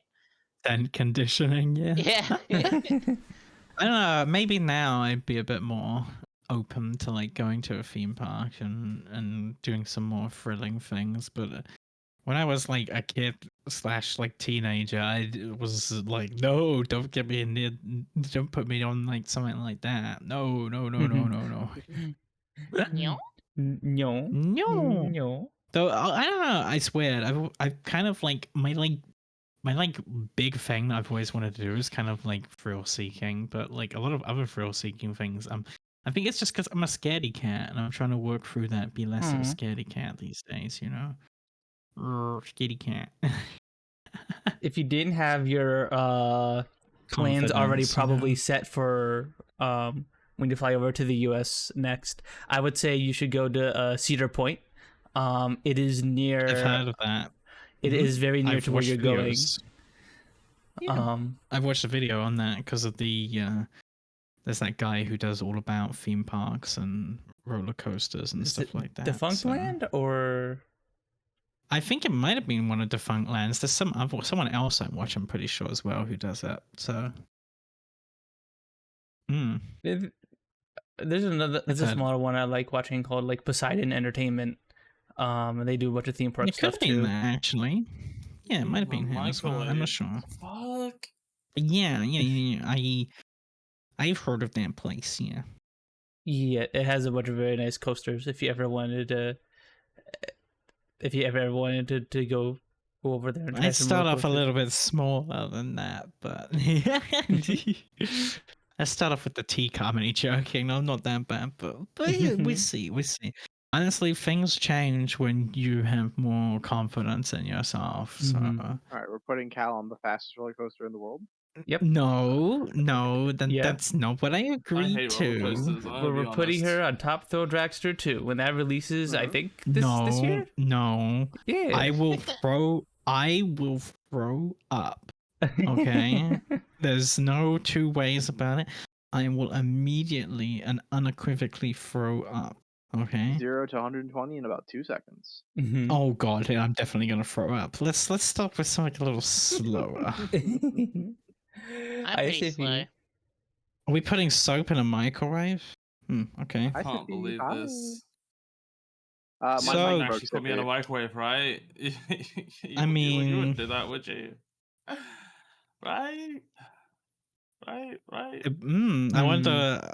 It'd be an interesting, interesting scientific experiment. Yeah. So you didn't like the smell of people burning?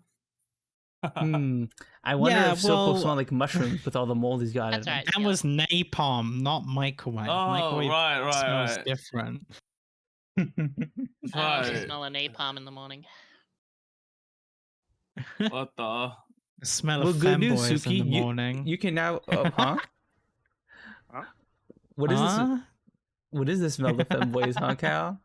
Is that? What? Desperation. Huh? Desperation. Desperation. What the? Huh? Huh?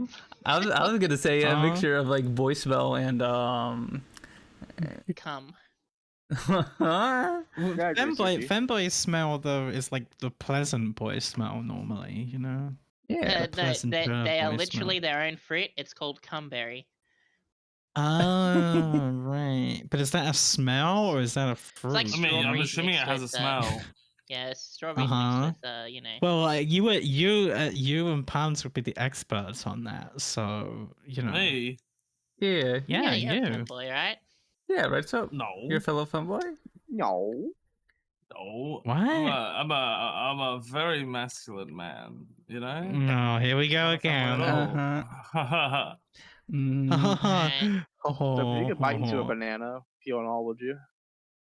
Alright, Grandpa, True. it's time for your medicine. That banana video. You remember that? Siel It's on my said that PC. to me I found recently. it when I was offline, and I found it like with no internet for 17 hours on my computer. It was like I just have a video of Soap eating a banana, peel and all, on my computer. Oh Yeah, my god! what- Whoa! Where is it? Where is it? Where is it? I have it here. I have it here. Soap's chowing down a banana. Woo. Unpeeled Look, banana. I just can't say eating it. anything about putting bananas down throats, but Sooky. It was Yeah. a bite of the banana. It wasn't that. Oh my gosh. Definitely wasn't that. I mean, I also, you think you're not thinking know, B1? I think I am B2. I think I'm guilty as well. You know, not gonna lie.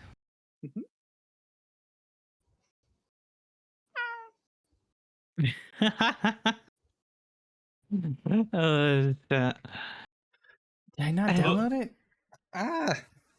How do you send me the GIF again? Bruh. Commanding. Oh. Just go to homosexuals. Go to memes. Oh, okay. It's right there. You posted it?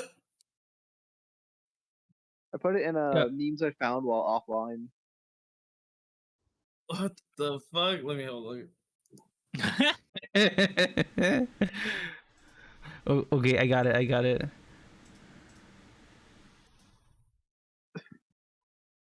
Oh, it's not this, but this is back to not Soap eating a banana, or is it? Oh, is that? Wait a second. So, What? I didn't know you were a Sonic fan. Sonic? Oh, Soap is a fairy. True. Oh, care about true, Sonic. true. I don't think I've played like one Sonic game ever.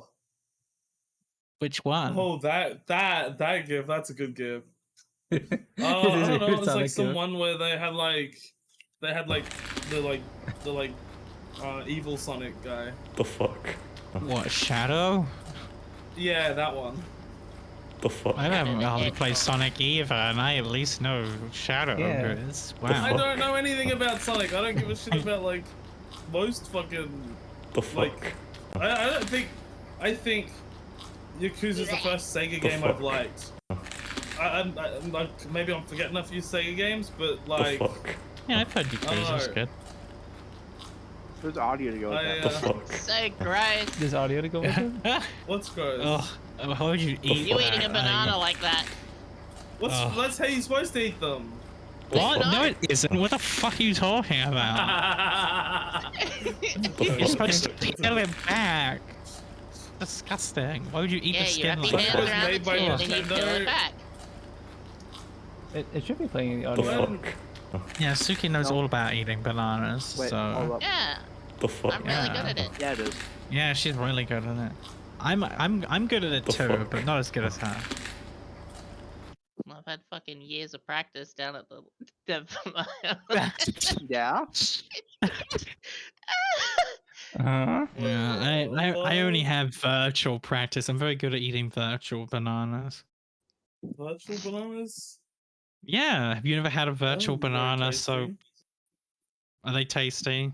Have you had one? What if an axolotl gave you a virtual banana soap? I used to, I mean, Yeah. I guess I would eat it.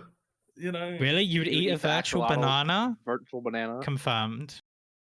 Yeah, if, You heard it here first, everyone. You heard it here I first, guess I everyone. would.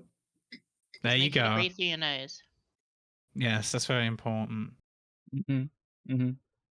And don't try to hold What? on to it. You know, you need to swallow eventually. What? That's Scotch.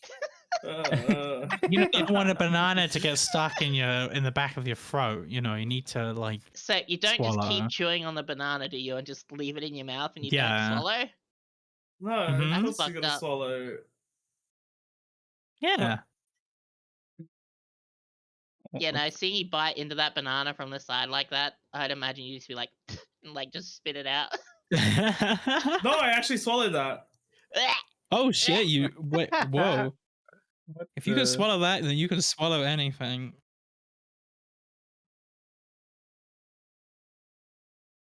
Swallow mean, anything.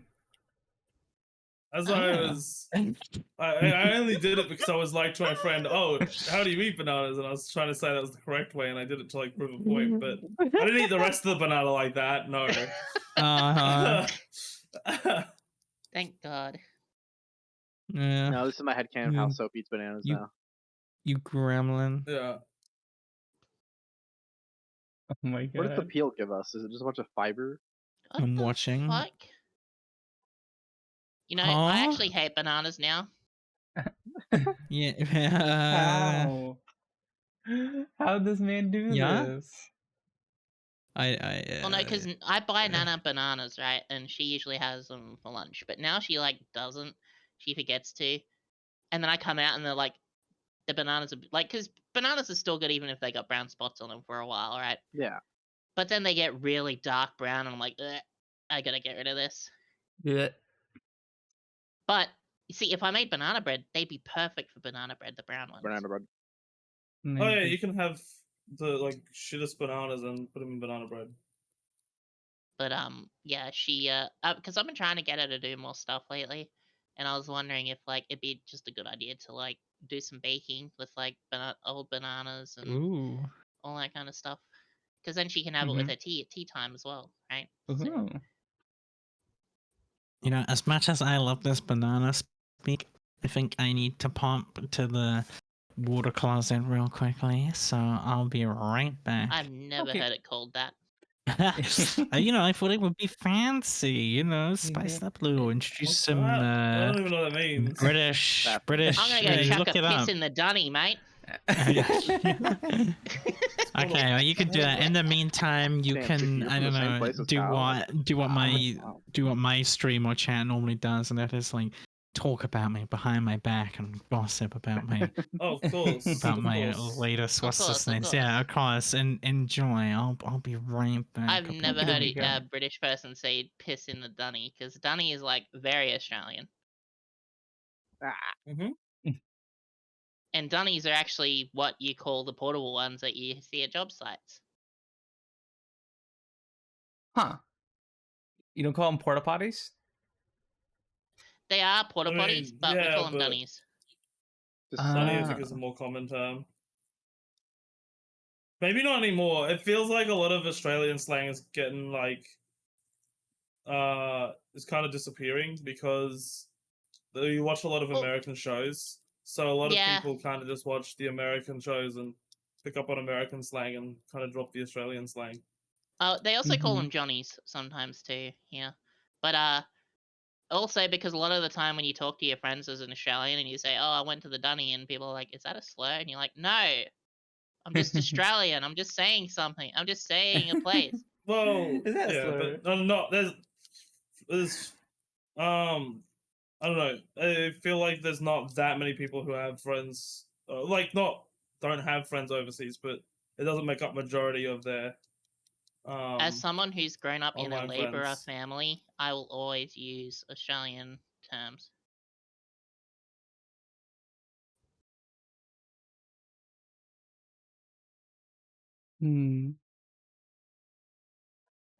A tornado tore through my house. Real, totally real, not fake. Because when I used to help Dad build houses, like it was just like, oh my god, I'm gonna go on a rant here now. So back in the day, it was like $1 for like a can of Coke, right? Okay. And then it was like $1.50 for a cold can of Coke. Because they're like, oh, you know, we used electricity to cool down the drink, so you gotta pay 50 cents extra for a cold one. And you're just like, fuck off, dog. Anyway, Yeah. you'd buy it because it's hot. Because you're building Mhm. shit. It was really hot. And you're like, okay, fair enough. Now, it costs like fucking $3 for a can of drink and fucking $3.50 for a cold, $3.60 for a cold one. For a cold one. Killed one with the movie. But I usually wait, right? So when I bought because I think I said it to people, but I usually every 3 or 4 months I buy groceries in bulk. So I buy the stuff like tinned meals, massive pack of toilet paper, lots of packs of noodles, and then like whatever else, right? I saw Pepsi, like a 30-pack of Pepsi cans for $26, which means it's less than $1 each can. Dang. Yeah. That's So good I'm value. saving a And lot of money. that's at the shops. That's at the shops as well. Yeah. It's less But expensive usually for the the shop places to you buy get it them to stock from it, when you know? yeah, when you're labor, like in labor usually, well, not like babies, but when you're like laboring, usually you're only near like Yeah, servos, so right?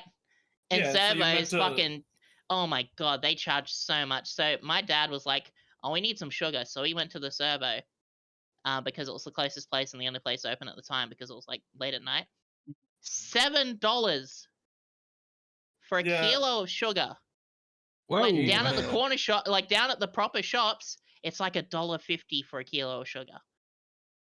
Like, Yeah, you see the stuff at markup local on that shit? shops. Yeah, yeah. But local Yeah, shops is always see- more expensive. I feel like if you're gonna like at least the drinks or soft drinks, probably just chuck an esky in the fucking back if you're gonna in the back of your car. Yeah, well, If you're gonna this be is back going when out I used to anywhere. work. When I used to work at that, I Honestly. don't anymore. Like, cause I dropped out of school at grade 9, and started working with Dad since then.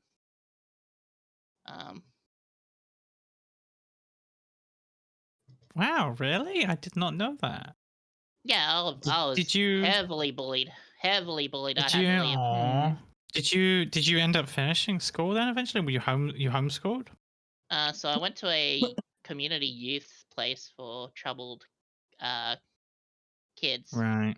And it took me like 6 years to finish my grade 10 certificate, which by the time I finished it, the grade 10 certificate wasn't worth shit anymore. It was a thing that got slowly phased out. That's fine. Because I have really bad reading and comprehension skills. It's more, I can read fine, right? It's just like when it wants me to solve a problem and I've got to read it, it's just like I can't. It just I think that's where my dyslexia sort of forms, usually, when it's like problem solving while reading. Yeah.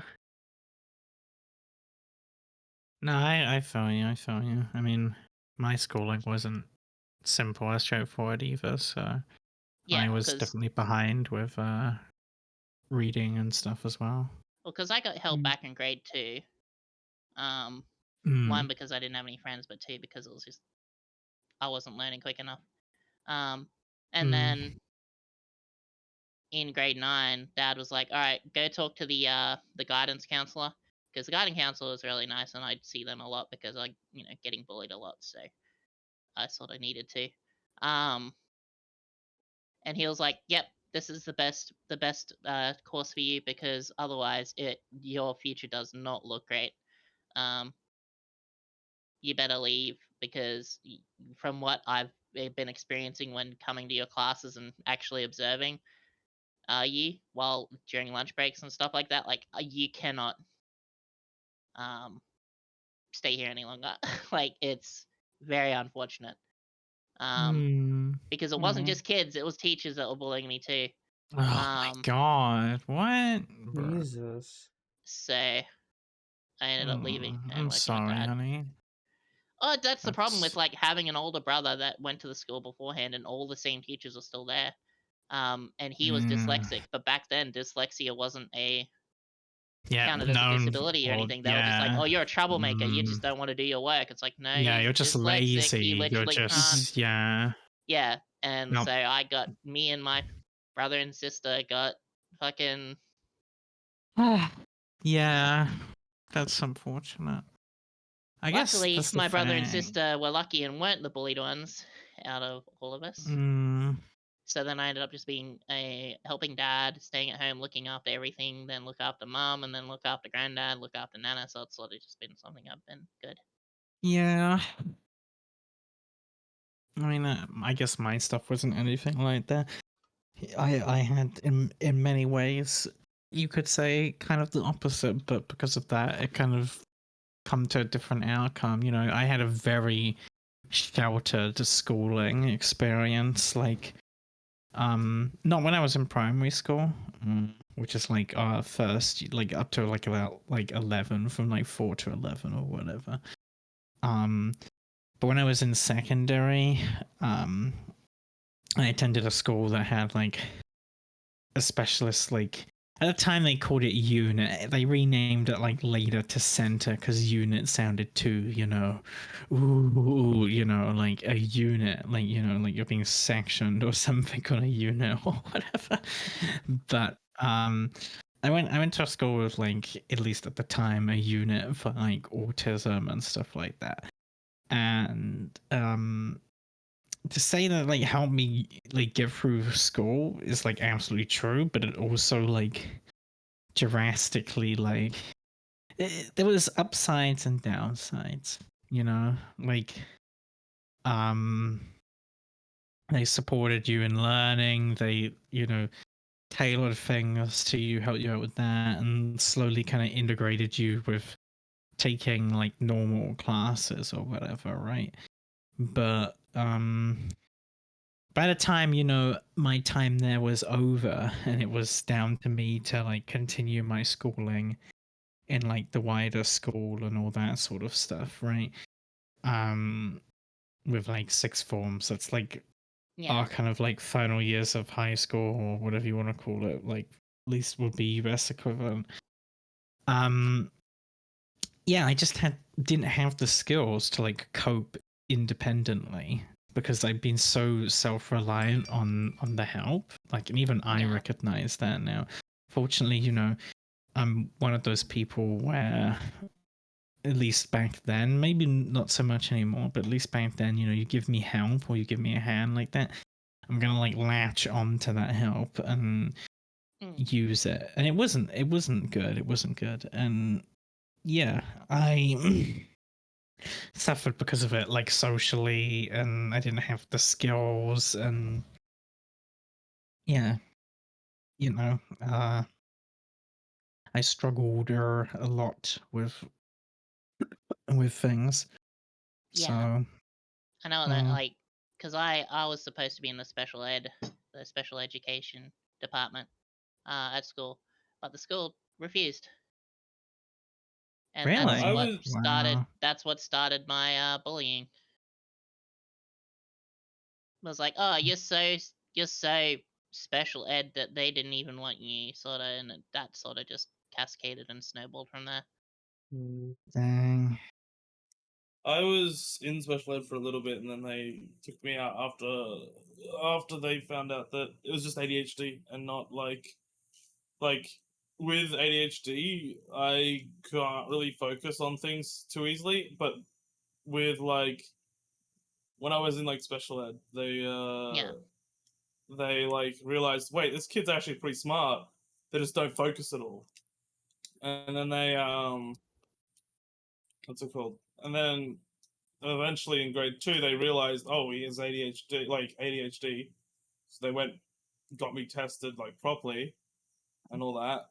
And they were like, yeah, no, he does have ADHD. Medicated me, and then I was fine, you know, for the rest of my schooling. So, yeah, I don't know. Whereas for me, it was more of, oh, sorry, no, you go. I said I was gonna say a similar thing where I had an audio processing disorder, and that helped reduce my ability to focus. And I think you and I so both have the same medicine, the one that like helps you focus more. Concerta? Or Something like do you that. have Ritalin? Ritalin? I Ritalin is think it the might have slow been Ritalin. release. Ritalin was the Not very slow release. American word It's for it. no, Concerta is the slow release. Ritalin is is like the one that goes for like 6 hours. Concerta goes for 12. So Okay. the It's reason probably they'd give kids Concerta is, at least for me, to avoid bullying, because I could take it before school and then not have to go take it during school. Because with Ritalin, you have to take it in the morning, and then you would have to take another one midday, because otherwise the effects would wear off, right? So they give you Concerta. They don't want you to like, if you're expecting to like need it for 12 hours, because you know they give it to you. It lasts the full school day. You don't need to go in and get it at all. You don't need to like all do all that shit. And kids bully for anything they can possibly get a hand. Yep. Hold on. So True. Yep. as soon as people did find out I did have ADHD, I got bullied a lot for that. But it was for a short amount of time, because it was like the principal's son that was bullying me. Was one of them.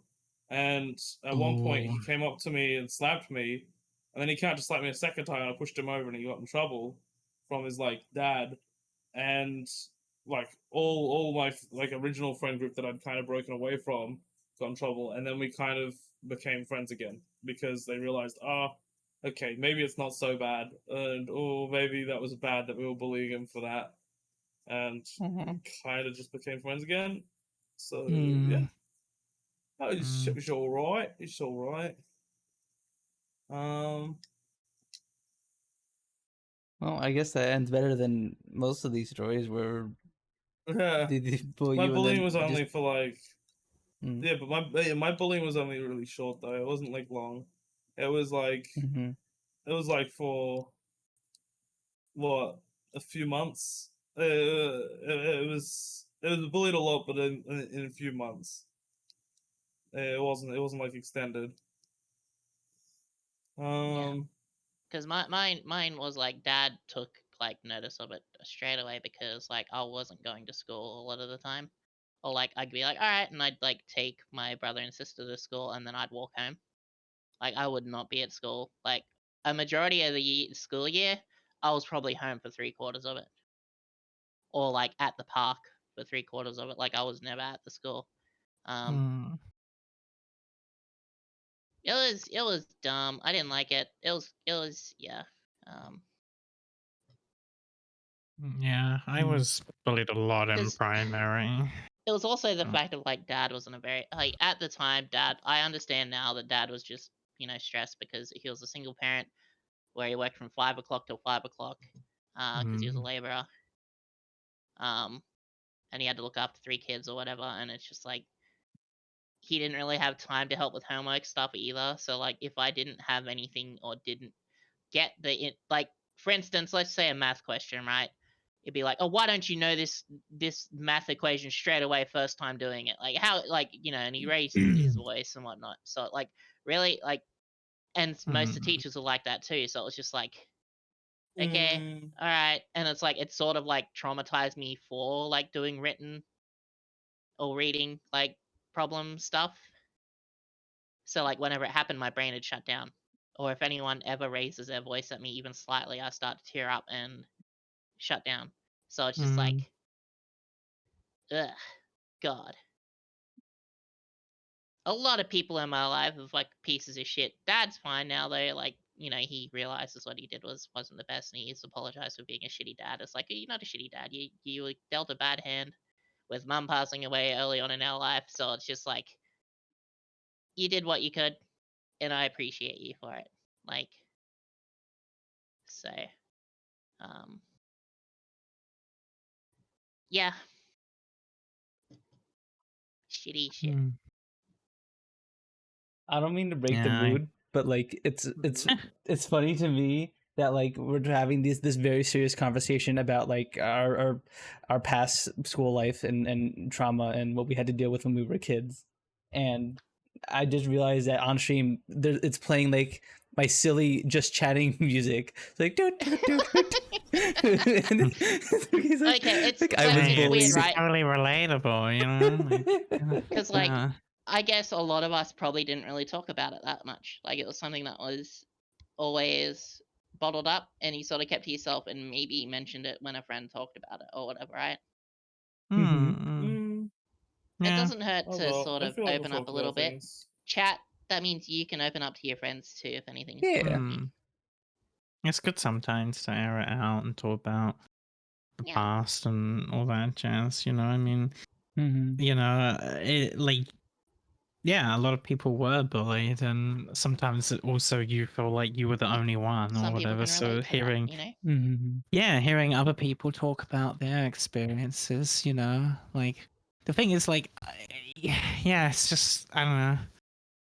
What I was going to talk about specifically was like just how, you know, I got help, and you'd think I would have turned out better because of that, but ironically, because I got help, I turned out worse in some ways because I wasn't equipped to look after myself. Like it's like taking a deer and putting them in the headlights because they haven't had any like real experience to toughen them up, right? But instead of doing that when they're like 12 or whatever, you're doing that like when they're fucking 18. So that's like one of the reasons why I feel like I'm so behind with a lot of things in life, is because, you know, like I spent a lot longer, you know, in a lot more ignorance than most people do, you know, as to how the world works, how cruel people can be, and how difficult things can be and stuff like that, you know. Yeah, it's one of those things, right? Because it's like your analogy with the animal is pretty spot on with it, right? Too, because like we're all animals at the end of the day of some sort, Yeah. and it's like when you get a deer that's been, like you said, like if you have a deer that's you've raised since it was baby because its parent was shot or whatever, right? And you raise it in captivity, giving it everything, doing everything for it, feeding it at the right time and everything. You put that thing out in the wild, it won't know how to look after itself or how to forage or, you know, what a car is. Like, it might know what a car is, actually. That might be the only thing it might actually know because you have one or whatever, if you know. But it's like you've taken you've realistically, you've taken taken it a of part of their some, life and changed it so much that they can't cope. And I was like one of the like more promising students, you could say, because we had some students who were just never gonna be able to look after themselves independently no matter what, and we had others who were, we had one person who was basically like almost a genius realistically, you know, whereas I feel like I've always been like there's nothing like for me, like my autism or whatever, there's nothing that like substantially takes away from like my ability to be able to do things without, you know, going through a lot of turmoil or pain or whatever shit I have to go through, whatever the difficulty is, right? But I also don't, I'm also not one of these like people who's a super gifted genius person because of it either or something, right?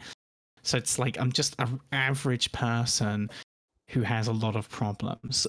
Whereas, you know, I knew some people who were just super smart because of it and anything they put their mind to, they excelled at and were like loved for or credited for or whatever, you know.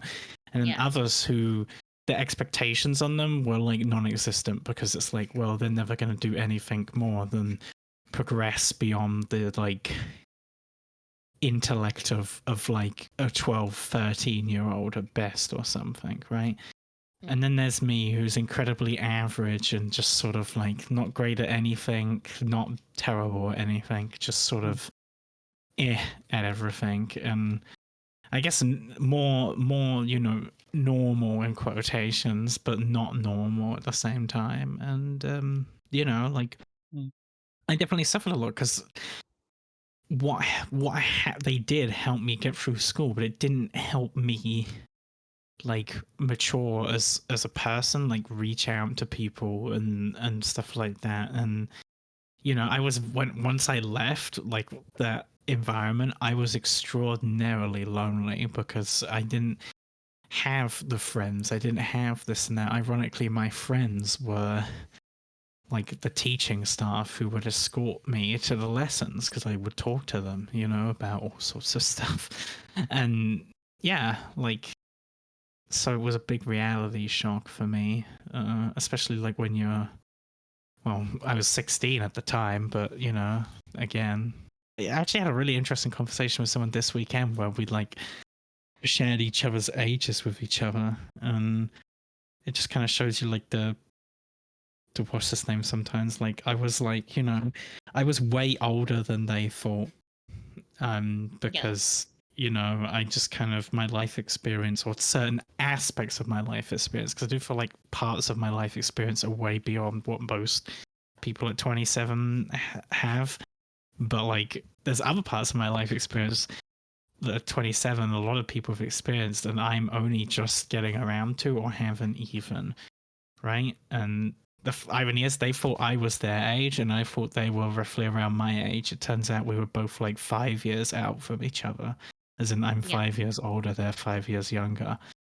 And yeah, it's curious, interesting stuff.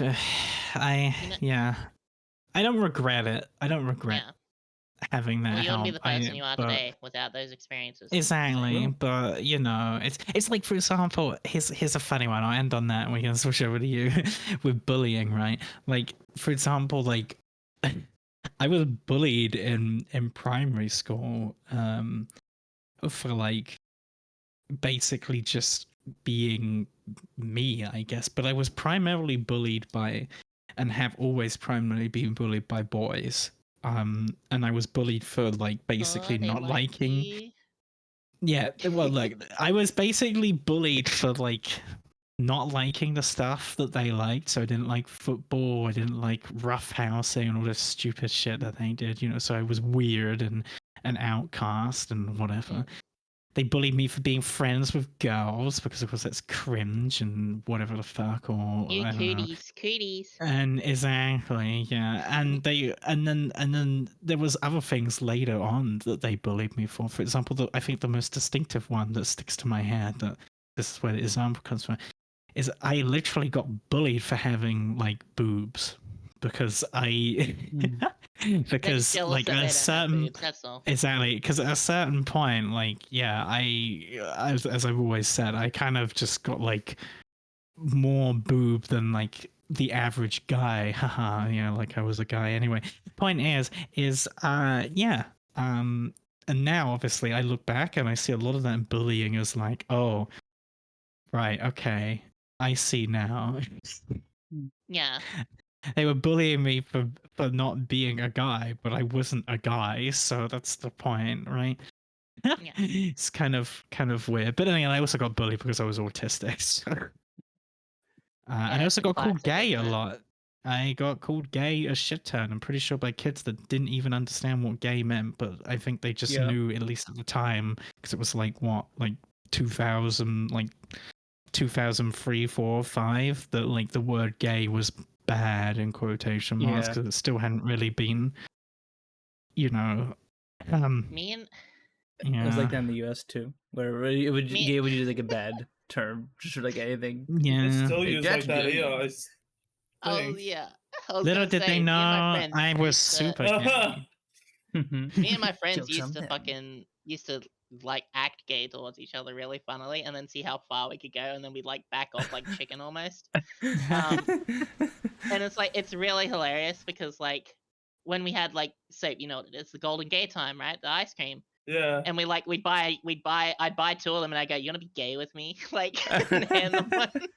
Oh my god. It's like, oh, it's gay time, and we were like, oh yeah, like the amount of people that used to think I was gay as well all the time. It's just like, and then like I'd eat it. McDonald's or whatever, I'd bite into the meat patty and like get a bit of blue plastic, and I took the blue plastic out, like, gross, I'm never eating a McDonald's fucking burger again. Well, and then my friend bites into his and goes, I want a bike.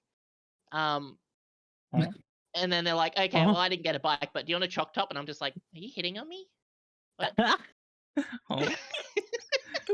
Like, it was just, we always did those kinds of jokes because we were comfortable with like being around our friends, right? But on your mention of like being average, Kalia, Like, Mm-hmm. it's one of those things because people don't realize it, but did you know that Master Chief Spartan 117 was also average at everything? Kelly was faster than him. Linda was more accurate than him. I forget the other name of the other blue team Spartan. What was it? Frederick? He was stronger than Master Chief. Master Chief was only brave and lucky. Those are the only two traits that stood out for Master Chief. Mm-hmm. Well, I'm not brave or lucky, so I mean, you are brave because look where you are now, right? Okay, brave in an aspect, but yeah, getting braver. We're working on And that. I consider Confidence myself is lucky to really have friends important. like you guys. Oh, me too. Okay, that Mhm. is true. I agree with that. I agree with that statement. I know. I just thought. What we Yeah, we the were guy, talking about his that. name is so average. He's literally known as John. Yeah, that is true. That is a fucking average hell name. Oh my god, that's John Halo. No, I was just sorry. Saying that, you reminded me so much of the story I tell everybody, where it's like I got asked at this party this one time by this person I didn't even know, who was like a friend of a friend, if I was gay, and I've just so many people in my life assumed I was gay for so long, because it's like Same. it's like how it's like how can you be this feminine and not be gay? Everybody just never understood how I wasn't gay. It turns out I was really gay. You're very zesty, so. Yeah, you are. You wanna be gay with me, Soap? You on a gay time? Actually, don't think I like that ice cream.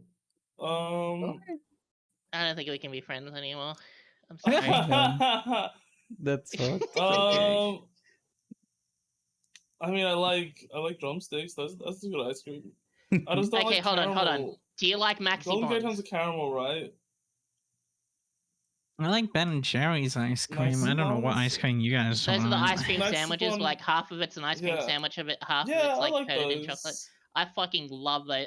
When I go to the shop and I see them, I'm like, oh no, my wallet's crying because I buy the honeycomb caramel version, and then I buy the normal version, and then the cookies and cream version. And it's just like I've got like 3 boxes of it, like where they hold 6 each, and I'm just like, these are gonna be gone in a day. You know Yeah, what? no, My it was only like. Well, what? I was gonna say it's only like a week ago. I was like working, and then these 2 girls like laughing. And I look over because I'm like, what are they laughing about? And then one of them says, "Oh, hey, she thinks you're gay, by the way." And I was like, "What? What? What's that supposed to mean?" How old were they? 15? Yeah, they were, because I work at Macca's. And I was like, what the Yes, fuck? so Prob puts the milk before the cereal. Oh So my true. god. So Okay, wait. True. What You're were you doing at the pre-milker, time? Were you pre-milker. just I standing was just there? working. smoking? I was just working. I was just making burgers. Well, look, I'll tell you something. You're good at So, handling meat, so that's probably why. so I'll tell you Mhm. something, Well. okay? And I've told people this before, especially people who are like, oh, you know, I'm not a femboy or something. And it's like, yeah, okay, that's fair. If you're not a femboy, you're not a femboy. But I see people in VR. Maybe it's because it's VR, but maybe you do IRL as well. Who knows? Who definitely have feminine mannerisms and do like feminine poses or stuff like that. So if you're sitting there working, you know, and you're like holding yourself in a Standard, certain but- way, like or something, those girls might be like, because that's what got me. I think that's why most people thought I was gay, because like the way I talk, the way I walk, like everything, like, you know, so you could have been doing something that just they thought, but also they're teenagers and they're just being idiots. So, but I do think Well, that's very yeah. funny. I don't know how Yeah, old they my were, but answer to them would have been, "Is that a bad thing?" Question younger mark. than Like, is that a bad thing? Yeah, I'd be like, hell yeah, am I gay?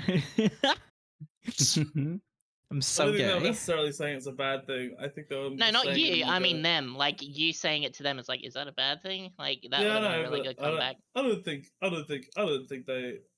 I don't think they were trying to mean any fun by it. I think, or not mean any like bad stuff by it. They just kind of said it, you know. Oh, one of them probably went like, "Oh, is he gay?"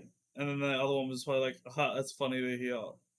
I don't know. Kids these days getting drunk before they're allowed to drink. I think people sometimes are more perceptive than than you think they can be of certain things. I don't know. Mhm. It's yeah, like definitely my experience, and like this is the point. Like I feel like I'm like a point now where I'm like where especially recently I've been like thinking back and like reviewing a lot of like my life, and like more so than even beforehand, where I tried to do this for ages to like help me figure out, is this right, is this wrong. Now I can like see the right angle for everything, right? And like where people could interpret, and you'd be surprised because like a lot of people I've spoken to, whether it be people I met on VR, whether it be people that I know like IRL or whatever, the very few that I do or stuff, a lot of them are not like that surprised by like what I'm doing, right? Like that's and I think that just, you know, sometimes you're like you subconsciously speak to people without you knowing, you know. So, you know, you could just say those teenage girls, they could just sense that they were near some, you know, VR chat player who likes to hang about in a queue. Yeah, the gay. What the hell? Oh, it's not the first time that people have said it either. Like, yeah. there was Complete also strangers the time, too.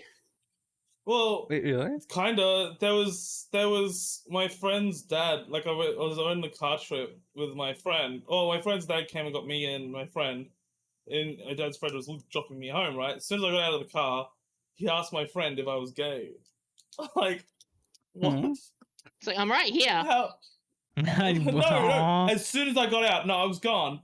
And then my friend messaged me as like, Dad asked if you were gay. As like, dude, my dad asked if you were gay. Tell your mum to watch out.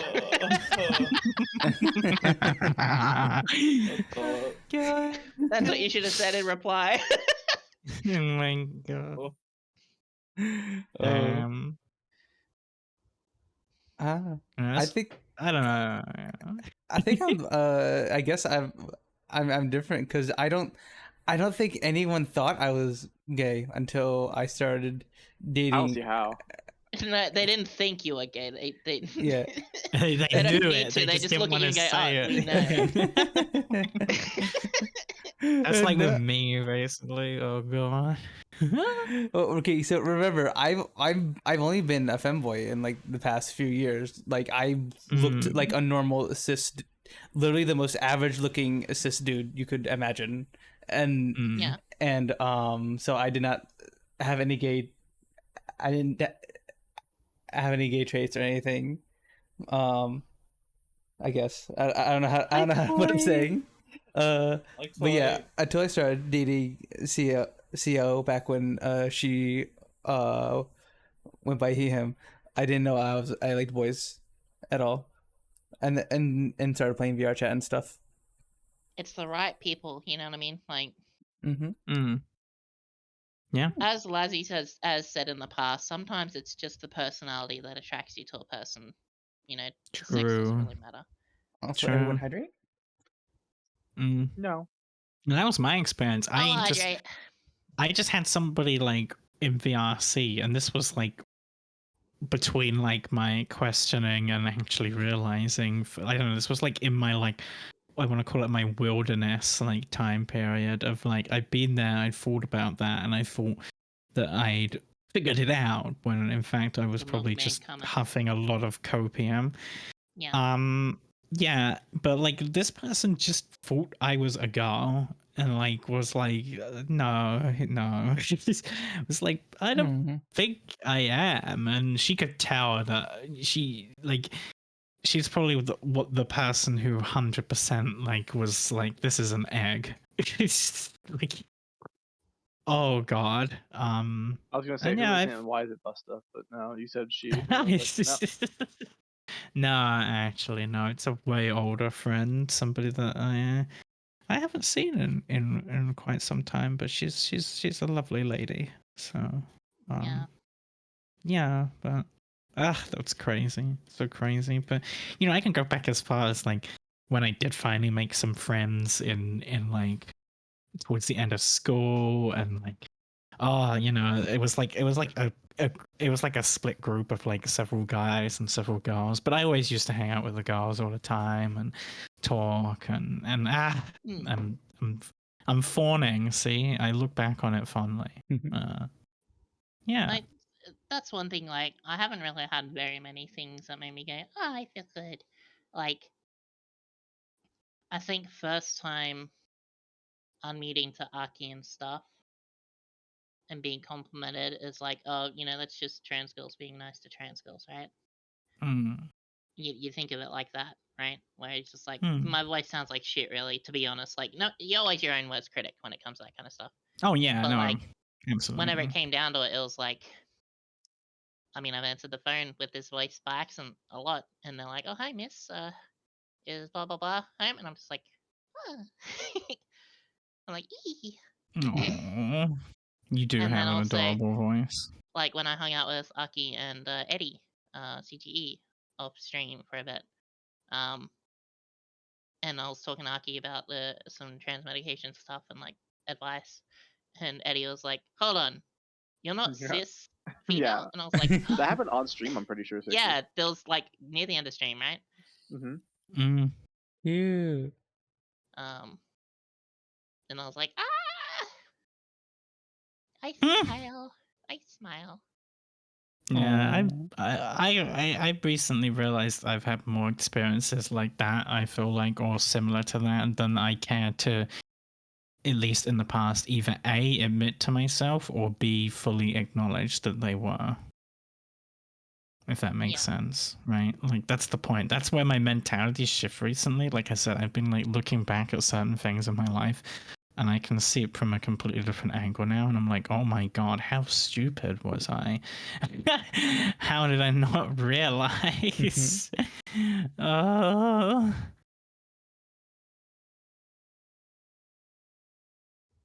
Signs were all there.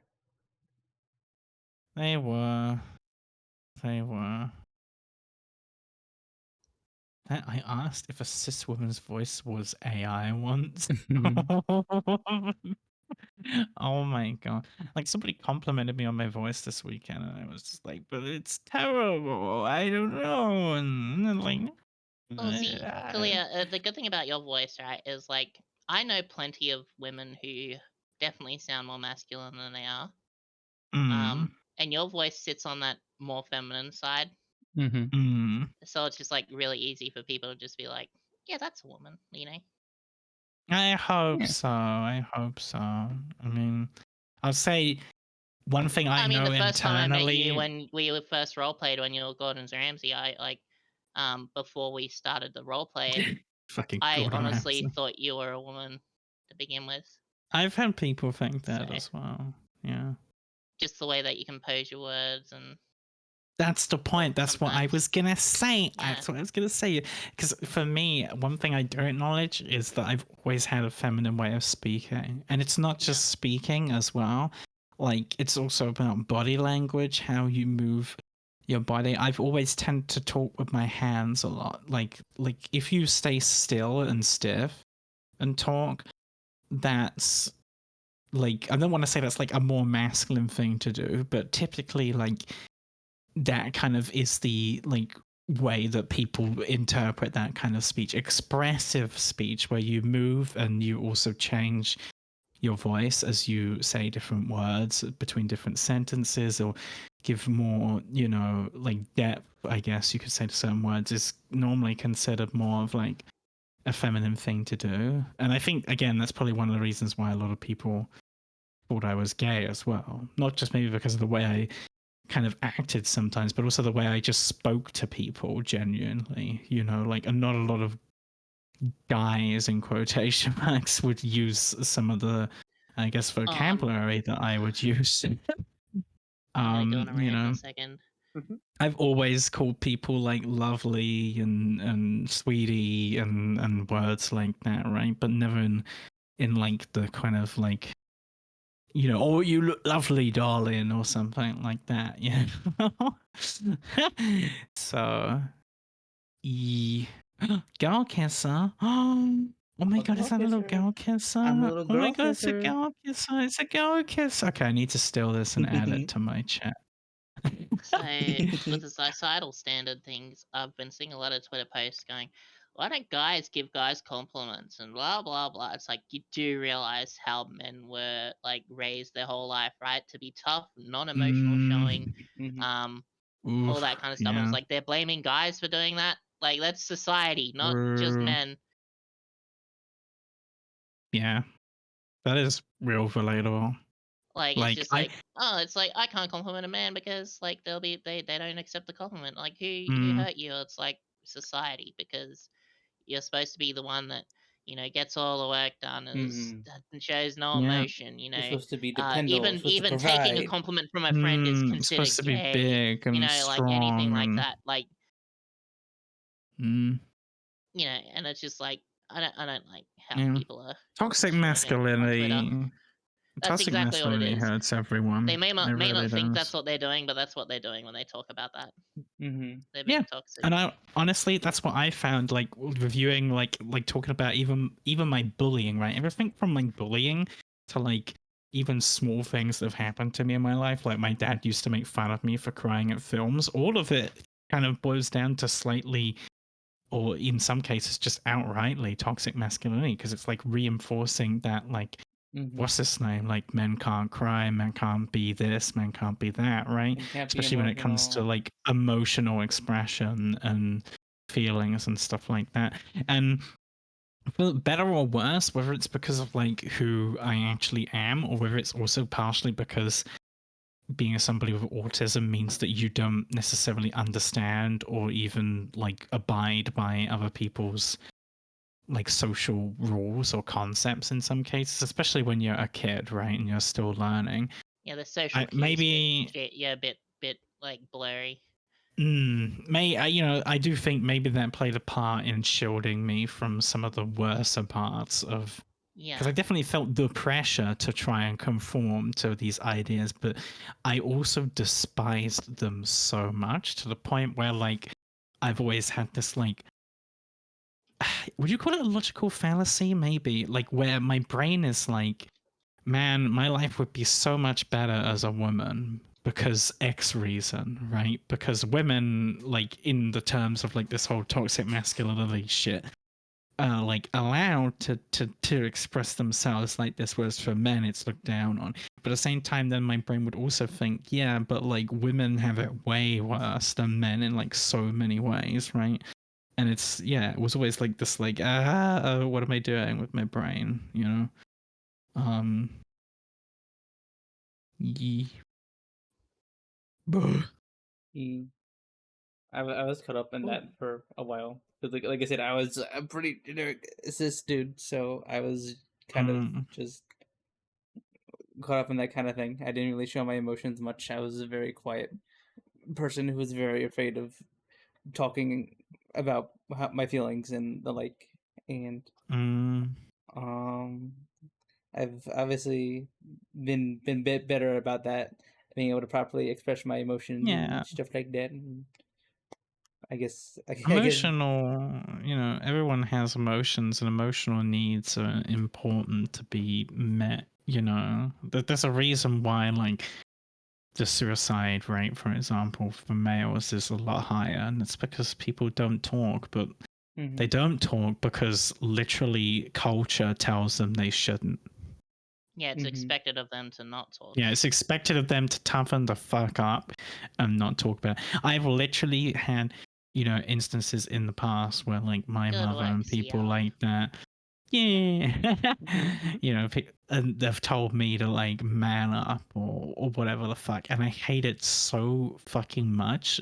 Like, not just for me, but for anybody. It's such a toxic mentality, that just because you're a fucking dude means that you have to be like strong and shake off any feelings you have and just keep going and shit. It's awful and toxic, and it should be like completely gotten rid of. And that's why I hate to see stupid shit like happening these days. Like from what I've been seeing, it almost feels like actually like the next generation could be a little bit more like on the side of that than like most people our age, because you've had people like fucking I don't know what's his name, like Andrew Tate and people like that are trying to sell young boys this like really fucking glamorized idea of like fucking being a masculine man and taking what you want and all this stupid shit, and it's oh god, it's disgusting. Yeah, it doesn't have to be the fact of like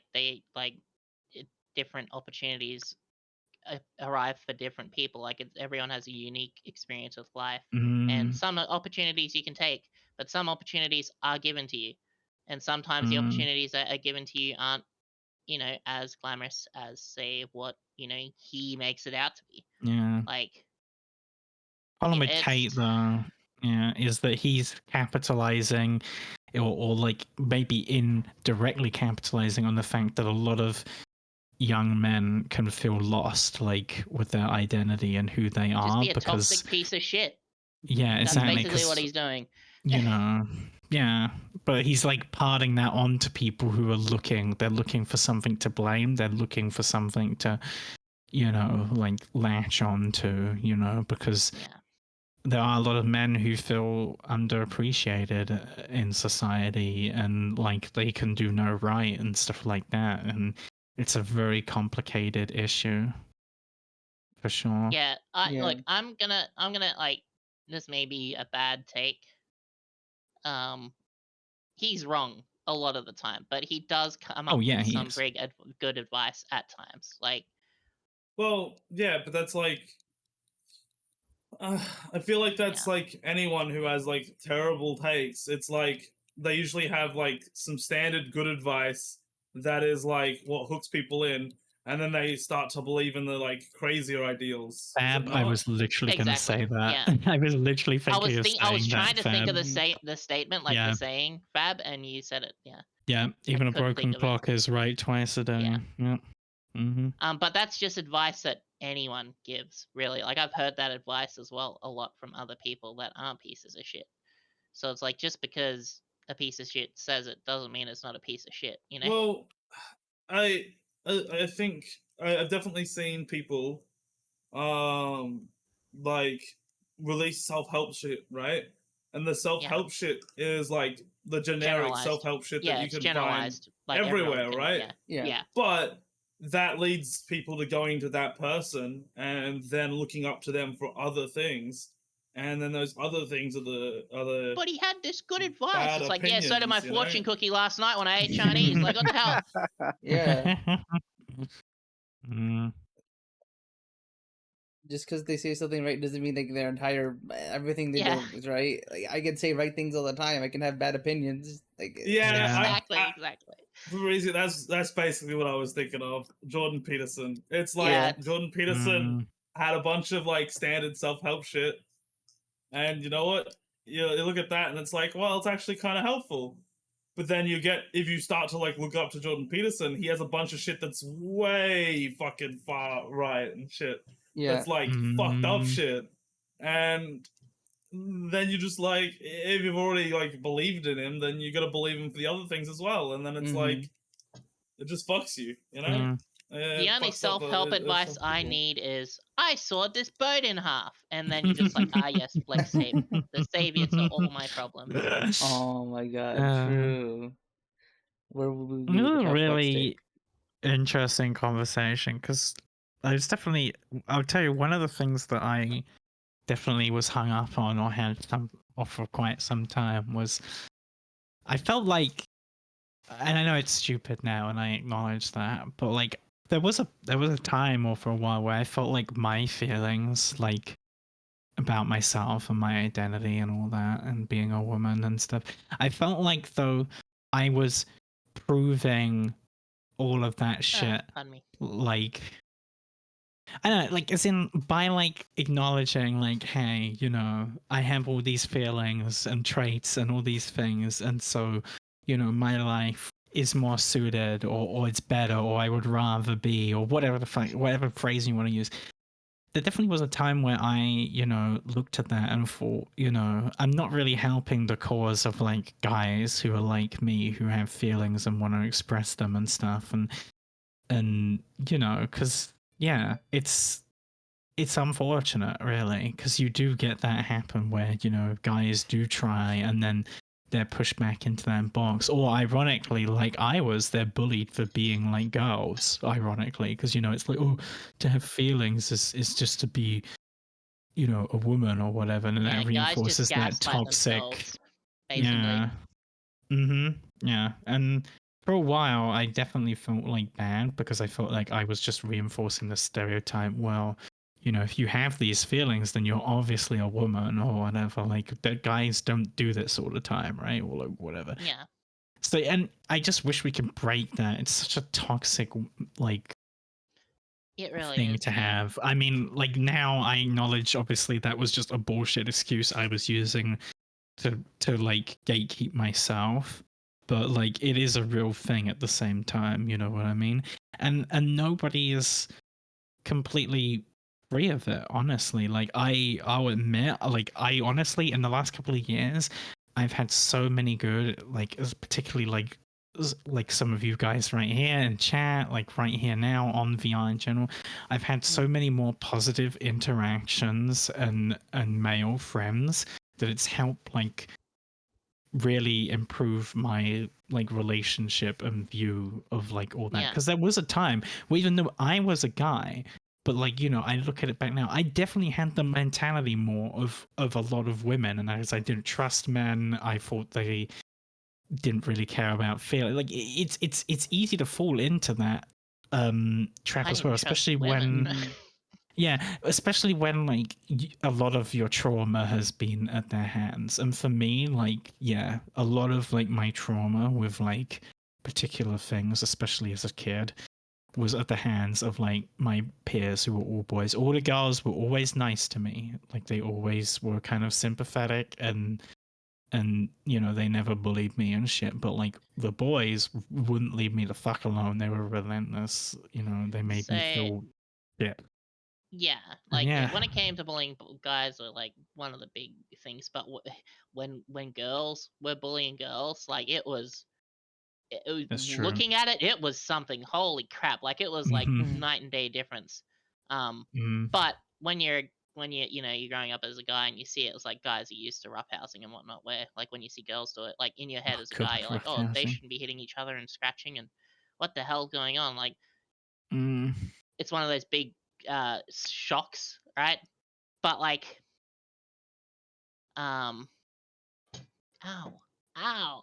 I was gonna say, society.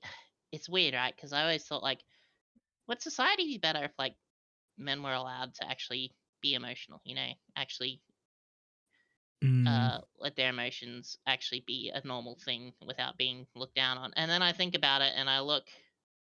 Now we're not going to continue this talk after this, by the way, because it's sort of hedging into like political. Yeah, but yeah, no, I was worried about that too. It's just like,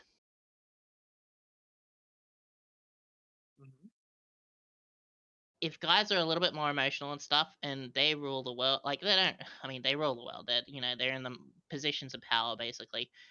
If they did that, I think there'd be a lot worse things going on as well at the same time. I guess it just depends. And then I look at it and I go, well, shit is already bad anyway because they're all idiots. But like, I don't know. I'll like, say it's it really... outright. I feel like the problem is it's actually not because there are bad emotions, right? Like you've got the emotions of like, where I want this, so I'm going to take it, or where I believe sort of this. Thing they should be allowed to do. But I think the most important one is empathy.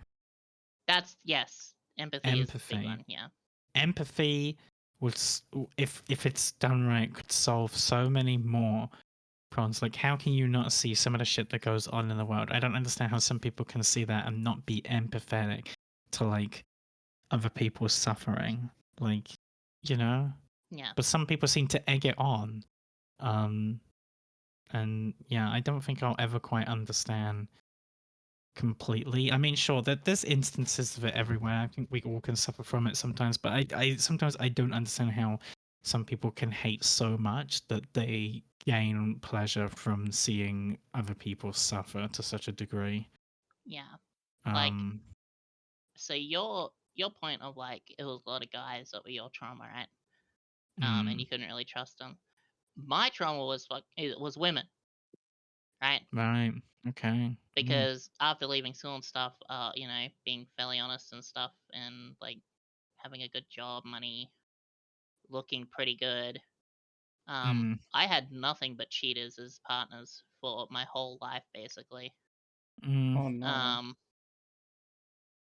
Yeah, that's. And it's like I was someone who was, at the time, like I definitely knew I was bi, and I still am, or pan now.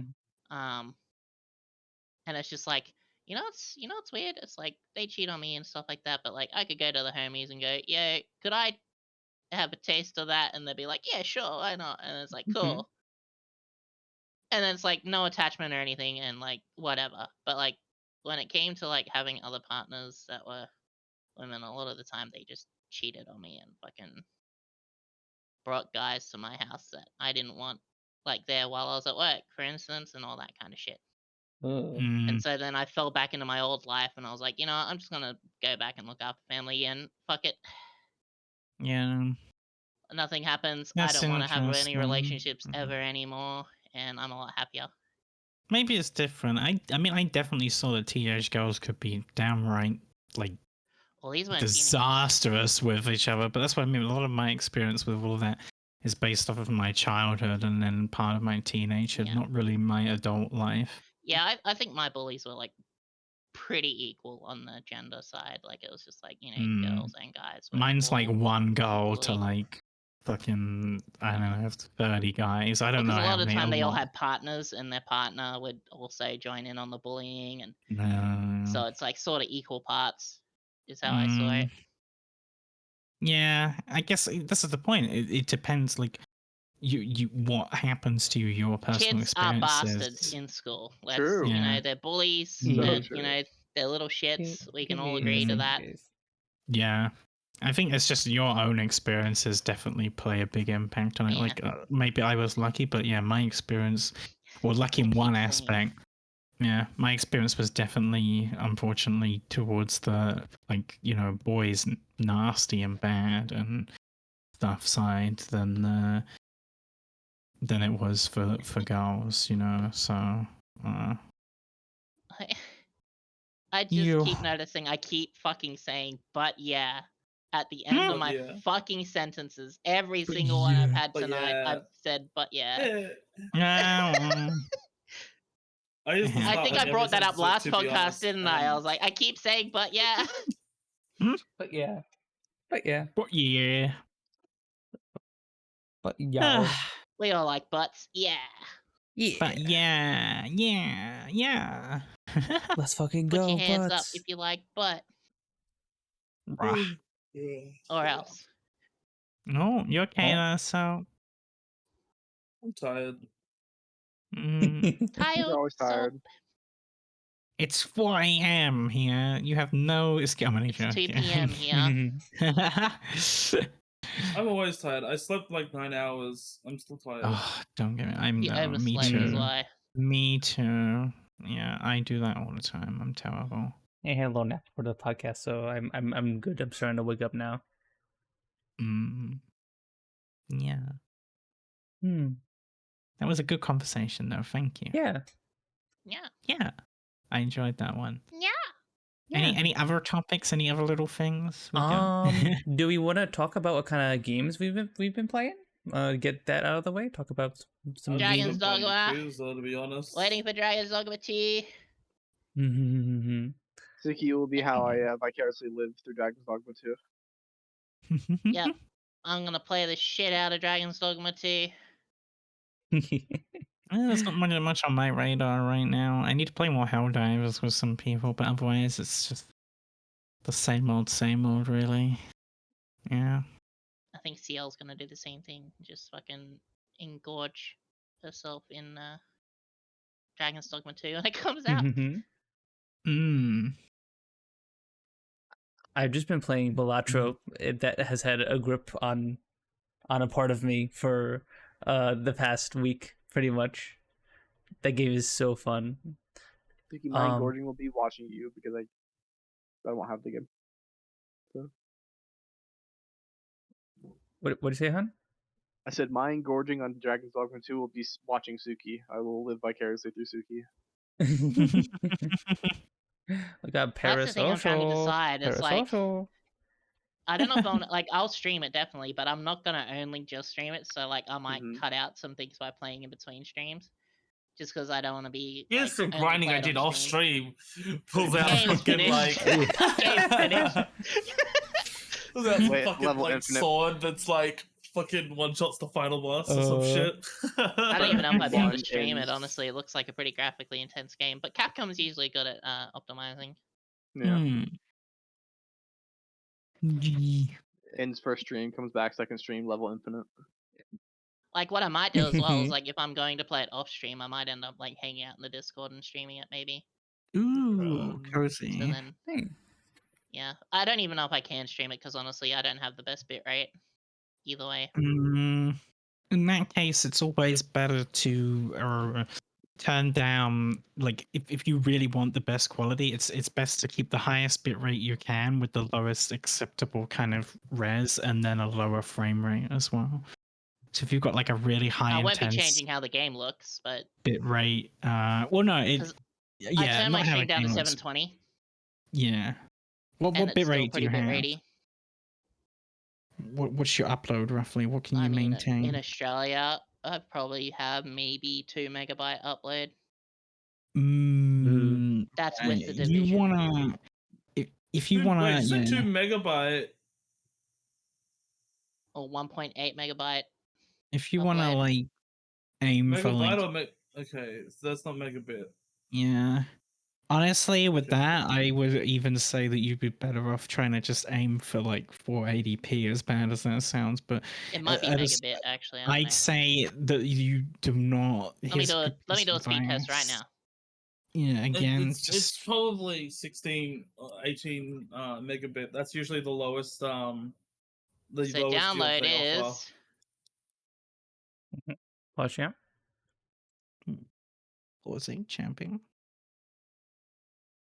it's Mbps 45.7. Okay, 45.7 And then down. Speed test will always do megabit. yeah, so 18.6 megabit. Yeah, okay, that's not that bad. You've got that's Yeah, but you divide it by 8. No, Yeah. but you always measure in megabit when you're talking about stuff. Yeah, and then you Divide put it down to 18 by kilobit. 8. That you should be able to stream at 720, 30 FPS. Well, I don't know what kind of bits I need for that. Like, kind of bit rate I need for that. You might have to go 5,000 bits. Not bits. No, that's 5,000, you can get away with a lot better than that. I stream at My 10. video bit rate is 20. I was trying to do it at Bit 600 rate. and it was fucking dying, and you can't go My above video 600. bit rate right now 600 or 6,000? is 6,000. 6,000. I'm 2156. saying 6,000. Oh, interesting. Okay. I stream at 6K, 1080p, 60. How much did you say I should be able to do? You should be able to do 720p, 30 FPS. 30. That's what I was going to tell you to aim for. Bit rate. At what? Sorry. That's what I was doing. Wait, So what do you mean? you're talking about kilobytes per second, right? Like. Yeah. Okay. So 720p, 30 FPS, and then I tried 6,000 because I had 18 megabit. I tried 6,000 bit rate. I went to lower it down to 5,000, but now I can do 6,000 because I upgraded my internet.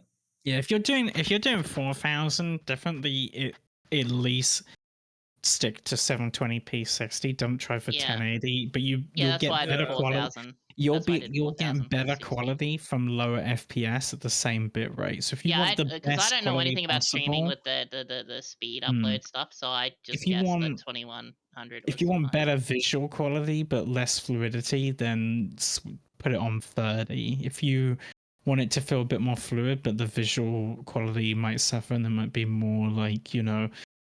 Honestly, I think 30 whatever, FPS is fine for viewing content.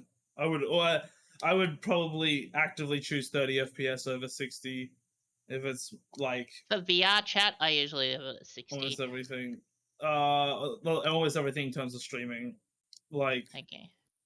just I used to stream at internet-wise. 720p 30 for a while, then I went to 60, and then when I got things sorted out and better connection, better stuff like that, I do stream at 1080 60 now, but I also stream at like the highest bit rate that you can technically do is on Twitch. I could stream a bit higher, honestly, but most of the time that bit rate's only supposed to be for partners, so, and it's not officially supported bit rate, so 6K 1080 60 is you know, and then you want to have I've heard like people B-frames do... set to on, psycho-visual tuning on, and Yeah.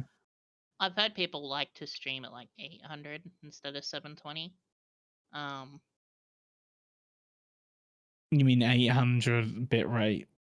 No, I like 800 like Oh, resolution. 800p. Yeah. Yeah, some people would stream at like 900p at as 30 well. FPS. Yeah, and 800 and other 900 are stuff. like the two that I see people do. 900 is a 30 good FPS. compromise because Yeah. 900 is literally the direct resolution between 1080 and 720. Yeah. In fact, I used to have a 900p monitor, and it's better than 720 for sure, but it's kind of like a very mid resolution. But yeah, a very high bitrate 900p stream can look as good as a 1080p one, especially when people aren't full screening your stream either. So I still also have to set up my fucking PayPal business account at some point. Yeah. Because my current That's one not that just difficult. doxes this shit out of me. You're Australian, you know how to do it, Seb. I might need to talk to you about it since we both deal with the I same shit. listened to Punz tell me how to do it. Yeah. Okay. It wasn't that hard though. I probably could have figured out most of it myself. It was more just wondering I just what shut write down when I for have to read business. something and understand it, so it's just like Yeah, it was more like I didn't know what to write down for business and stuff. But I think. Do you remember what I told you to put down, Soap? It was like was it I like don't know, something you put down. hobby. no, it was like internet something, because like the categories on like PayPal business were like weird, or but yeah, it's not that Internet hard. personality, maybe. I don't think that was an it's option. Something like No.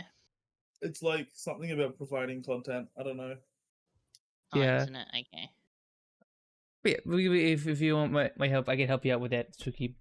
I'll have to find a day that I actually have time to talk like this. yeah, I don't mind if Okay. it's what I think it is. I've done that as well, so yeah. Probably I'm do not it sure after stream if you really wanted to. Because I'm going on vacation from Wednesday till Sunday. So I will be at my computer for a bit. Yeah, I'm gonna go down to Florida, hang out with a college friend, and we're gonna go to Disney World and SeaWorld and hang out and stuff. Disney World. Disney World. One sec. I don't know if my mom needs me. I'll be right back. One sec. Yeah. Okay.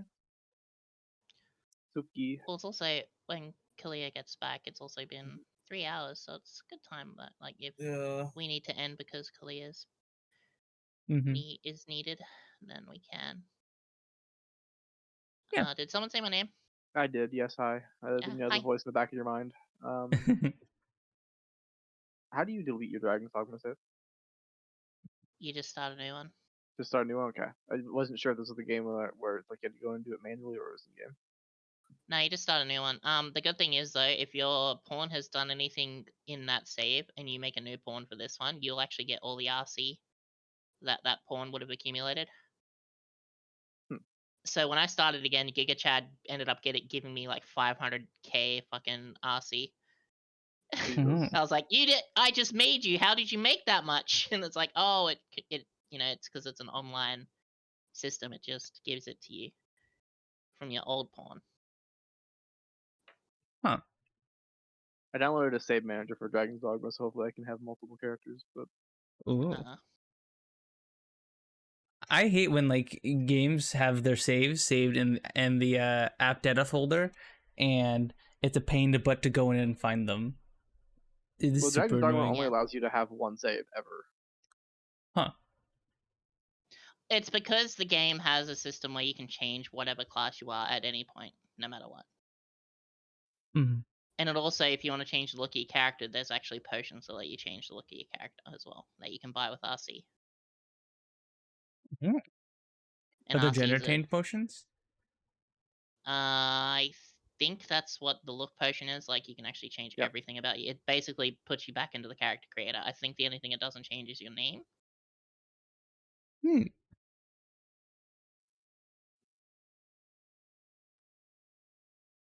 What game should let you do that? Just have an option to change how your character looks. That's why I want to be mid-playthrough. rich.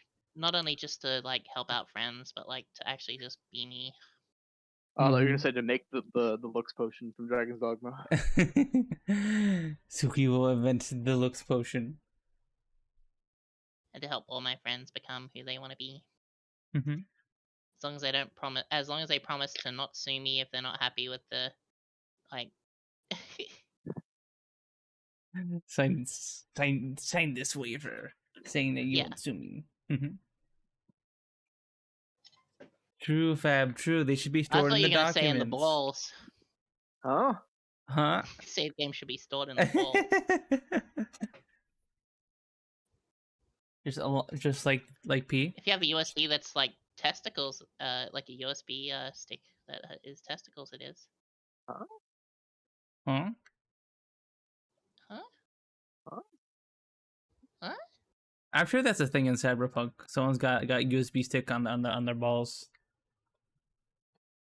Of course. I mean, maybe.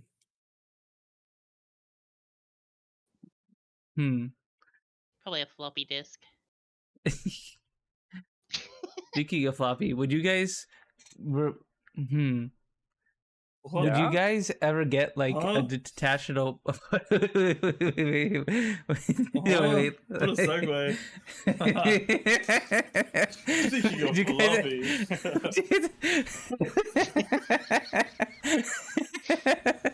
Would you guys ever get like like say you get like a dick implant where you could put on different size I'll cocks just onto like the unplug it base and of your put it on your penis? desk when you get home. It's like taking off a bra after work. Yeah, And I just like, yeah. You just like, put it on the desk. Oh man, that thing's so heavy. Ugh. Speaking of floppy, quote of 2024. Speaking of floppy, that's gonna be my new default segue whenever I'm talking with people. It's gonna be something completely unrelated. I'm just gonna be like, speaking of floppy, how was your day today? That's gonna be your standard segue. Like, that's one of those segues that, like, you picture CJ and San Andreas going into the police department, grabbing the dildo in the shower and smashing someone in the face with it. Like, that's your reaction after hearing that, getting hit by it. Well, speaking of floppy, do you use your fucking disc reader? Like, how often, Fabrizio, should I remove my floppy disk reader for extra space in my case? Yes. Like, did you ever use it? What if? But get an maybe external Fab will CD need it one reader, what? day. Maybe Fab will need it one day. You can also get an external floppy drive. It's like the health potions you keep in your backpack but never use. You might need it one day. Maybe. Totally, I've actually never seen a floppy disk IRL. Oh, you're missing out.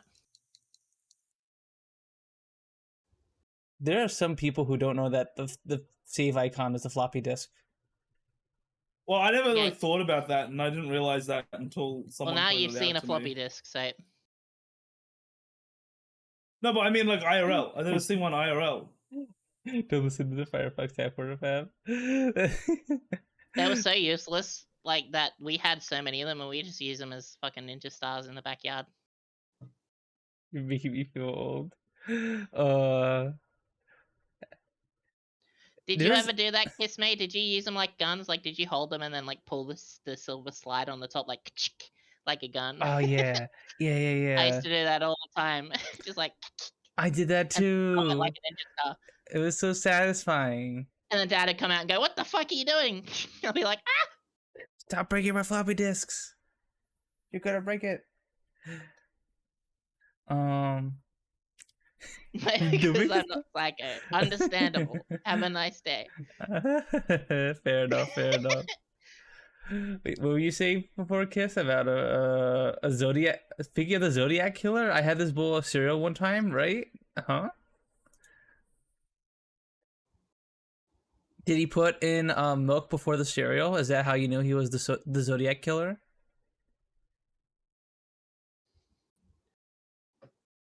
You guys all put in cereal before the milk, right? I Like- played Return to Monkey Isle wouldn't, from on a floppy honestly. disk. I put my cereal in after the milk. What the? No. What you the- don't. I actually do. No. I thought that was a no. myth that like I anyone put did cereal that. in the bowl. I grab the cereal with the spoon, and then I don't put any milk in it because I hate milk. Okay, that's so How that's do you so hate okay. But if Put I the cereals did- first. But if I did, I'd have a spoon of cereal in my mouth, and then I'd drink a bit of milk to chew with it. Honey, this puts a serious strain on our relationship. Does it? Yes. This is what makes the strain. Nothing else. This is where I draw the line. Drama. Drama. No, I don't actually. I used to do that when I was younger, and then I got wise, and then I stopped doing that. I'm Okay, full good. chaos. I think I've done it before, but like, it was probably just like be weird.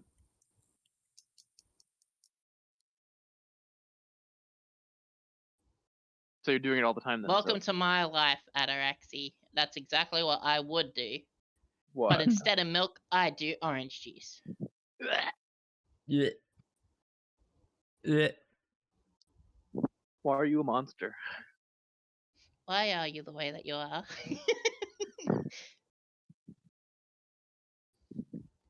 That was the first thing my friend said to me when he saw that I did that. Which cereal is it? Honey Nut Crunch. Is that Hey, is that update. It's Wait, like update? Kellogg's, See- like cornflakes. I only Okay. just read that. Fabrizia's optimizing time.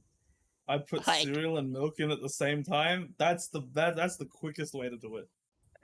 Bitch, I want you to send me a video of how you do that. I want to see the fucking process.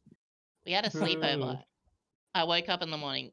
He was having cereal, and I was like, "Oh, can I have a bowl?" And he's like, "Yeah, sure. You have milk." I'm like, "Nah, I'll just have some orange juice with my cereal." And he's like, "Okay." And he gave me a glass of orange juice, and I put the spoonful in my mouth, and then I fucking like as I was chewing on it, I grabbed my glass of orange juice and drank it, like and chewed it all together and swallowed it, like. And he's just like, "Why are you like this?" Brr. And I was like, "What?" What did I miss?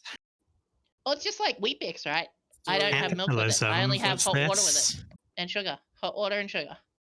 Capitalism. XD. What did I miss? Floppy disks. Ooh. Sooky put discs. ate cereal with orange juice. What? Cereal with huh? What? Hey, it's different. I don't put the orange juice in the bowl. I'm not a psycho. Mm-hmm. Okay. I put a spoonful of cereal in my mouth, and then I followed it up with a glass of orange juice while I was chewing it, and then swallowed it all at once. Unique. Haven't I- seen that before.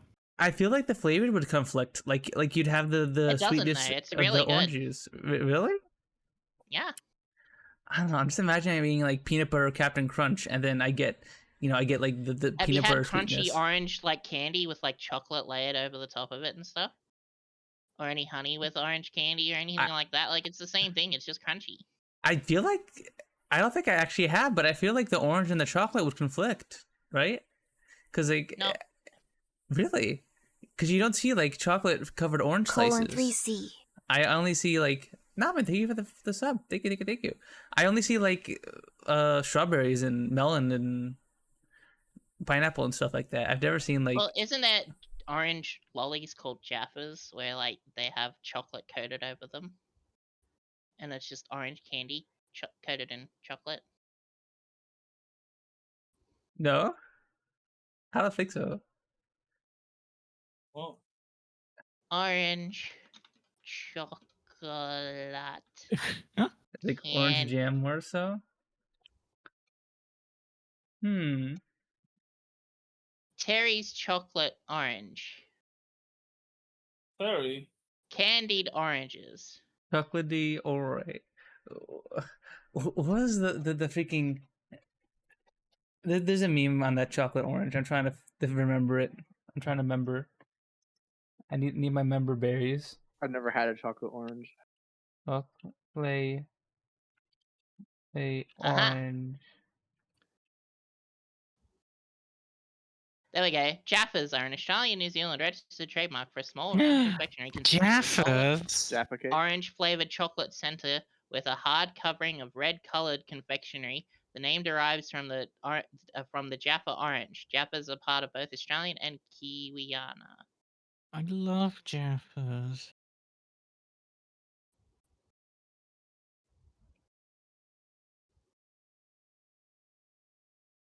The Jaffa. It's exactly what I just said.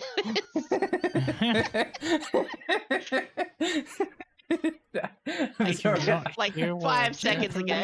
Oh boy. I never said you was right. But you don't know what Jaffa is. Nothing in the past 10 seconds registered in my brain. Okay, no, I was looking for this meme. I hate Jaffas, by the way. I hate any orange candy.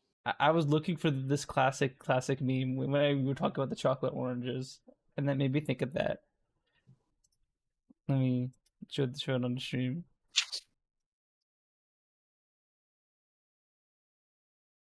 This ancient thing. America does not know the George of Tetre's chocolate meringue. What? What the fuck are you saying? Hold dog against a lillet whiplet tetre. What the fuck? That's like when So- Australians say something like really quickly together without having a space between words. It's like, I'm I'm gonna go so down to the corner shop. confused. I'm gonna go down the bus stop near the corner shop. You can come with me? And it's like, what? What Huh? did you just say to me? Huh? What the? I feel like getting a sausage roll and meat pie down at the corner shop, mate. Huh? Huh? Old Doki Jinsa Lilipi Teteru. Did you just put a spell on me? Yeah, what the fuck did Jaffas you just say? another fucking That's awful what people- and I'm oh half my expecting God, like that's- Avada Kedavra at the end of that. What's that about I give you Jaffa, the chocolate Buster? orange checks. All your I'm all turning your into an orange orange. I'm checks turning into an orange. Help! become No. chocolate. Suki, no. No. I'm turning into an No. orange. Chocolate falling No. all over me. No. No oranges. No oranges. I think it's more so like it's not understandable when we use our slang for stuff. It's like, oh, I need to go to the dunny to chuck a piss, mate. And it's like, what the fuck are you saying to me? No, that makes sense, Uh-huh. I think. To us, it People does, though. understand that. Surely people could put the pieces together, right? It's like, oh, bugger me, I need to go to the fucking dunny. Huh? The dunny. Because Well, to a what lot did of you people, guys it just assume sounds a like dunny it is, sounds like I said, you didn't- bugger me, I'm going to a dunny. Would you assume it? You guys could assume what a dunny is, right? Hmm? No. What? What? Dunny? Yeah. Porta potty? I have no fucking I idea. mean, what yeah, a but we said dunny that is. earlier. But like, if we hadn't said it earlier, would you be able to assume it? Damn it. Damn. I feel No. like it sounds like what it is, you know. What? You've done a shit? I don't know. Well, You've done a shit? I don't know. is it? Tell me. How's it spelled? How's it spelled? Oh, so my dad's famous saying would be like, "Who stood on a duck?" You know.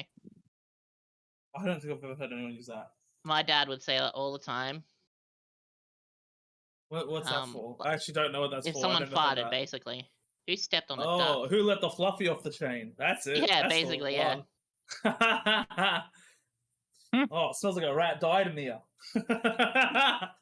You got a mug on you like a coffee Oh. table. Oh, blimey, mate. Mm-hmm. There we go. You've got the IQ of a kicked-in Milo tin. What the? What the fuck? You're as dumb as a Oh. drop meat pie. That's what my dad used to say. Damn, that's Huh? fucked up. Whoa, man. What the hell? What the hell? What the heck is a drop meat? Oh my god. I said dropped meat pie. Oh wait, you said a drop meat pie, like a drop meat. It's was the like, cousin. It's the cousin of the drop bear. You know. Fanboy brain in full force today. The meat from a drop bear is the drop meat, you know? It's the drop meat. It's what they call a drop bear when they fall to the ground and they don't land properly. They just die. So you just cook it up. It's just drop meat, you know? Drop meat. You know. Oh. I didn't hear the ed. I just heard drop and then meat. So it was just drop meat. I was like, what the heck is that? Drop meat pie. Yeah. No drop.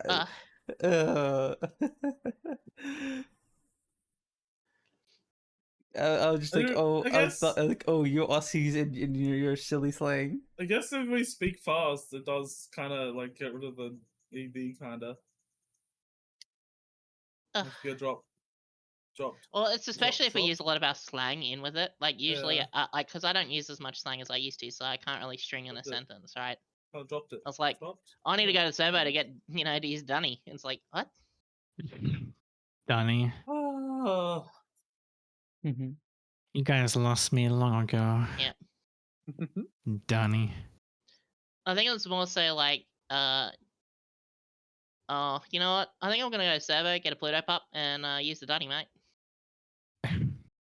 See Arbo. It's like, huh? Oh. Oh, you guys don't like doing shit in the armor? Yeah. Go on the servo and the Arbo? Just doing this armor. Yeah, Sabo, yeah.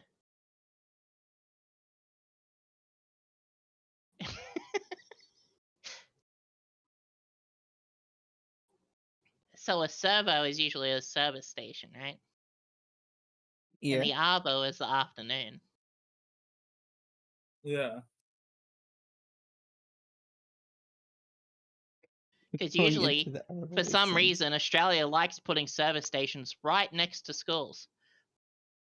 Huh. Because a lot of parents go pick up their kids and then go to the service station right after. And the kids like to drop out of school halfway through, sessions and go to the servo for a slushie or something. I go in the morning. That sounds like something I would do if the school would let us out during lunch. I would walk to like the local convenience store, get a slushie. Well, the problem with the thing with schools here in Australia is usually you're not allowed to leave the school grounds until Oh, school that's just time's like finished. That's just like America. That's no Yeah. different. You don't let you leave. Once you're on That's school fair. grounds, you're not allowed to leave. Yep. Mm-hmm.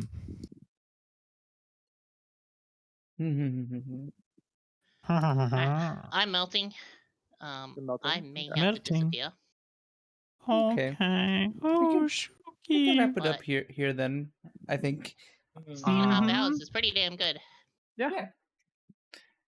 Thank you so much for having Oh, it's me. fun. Oh my Of gosh. course. I really enjoyed it a lot. Thank you. Yeah. I'm Yeah. glad. Yeah. Woo. Thank you. Thank you. Thank Make you sure to for follow Kalia. yeah. Thank you. Can we get a shout out for Kalia in the chat, please? You're too kind. Thank you. Thank you. And remember, if you can, Any announcements for you know. anyone for like content wise? I guess Um, upcoming streams, stuff like that. I'm just trying to work out the OBS stuff. Like I'm Oh, actually remaking I one of the don't scenes on know. OBS. So I'll be doing some Overwatch on Friday with my friend Brenna.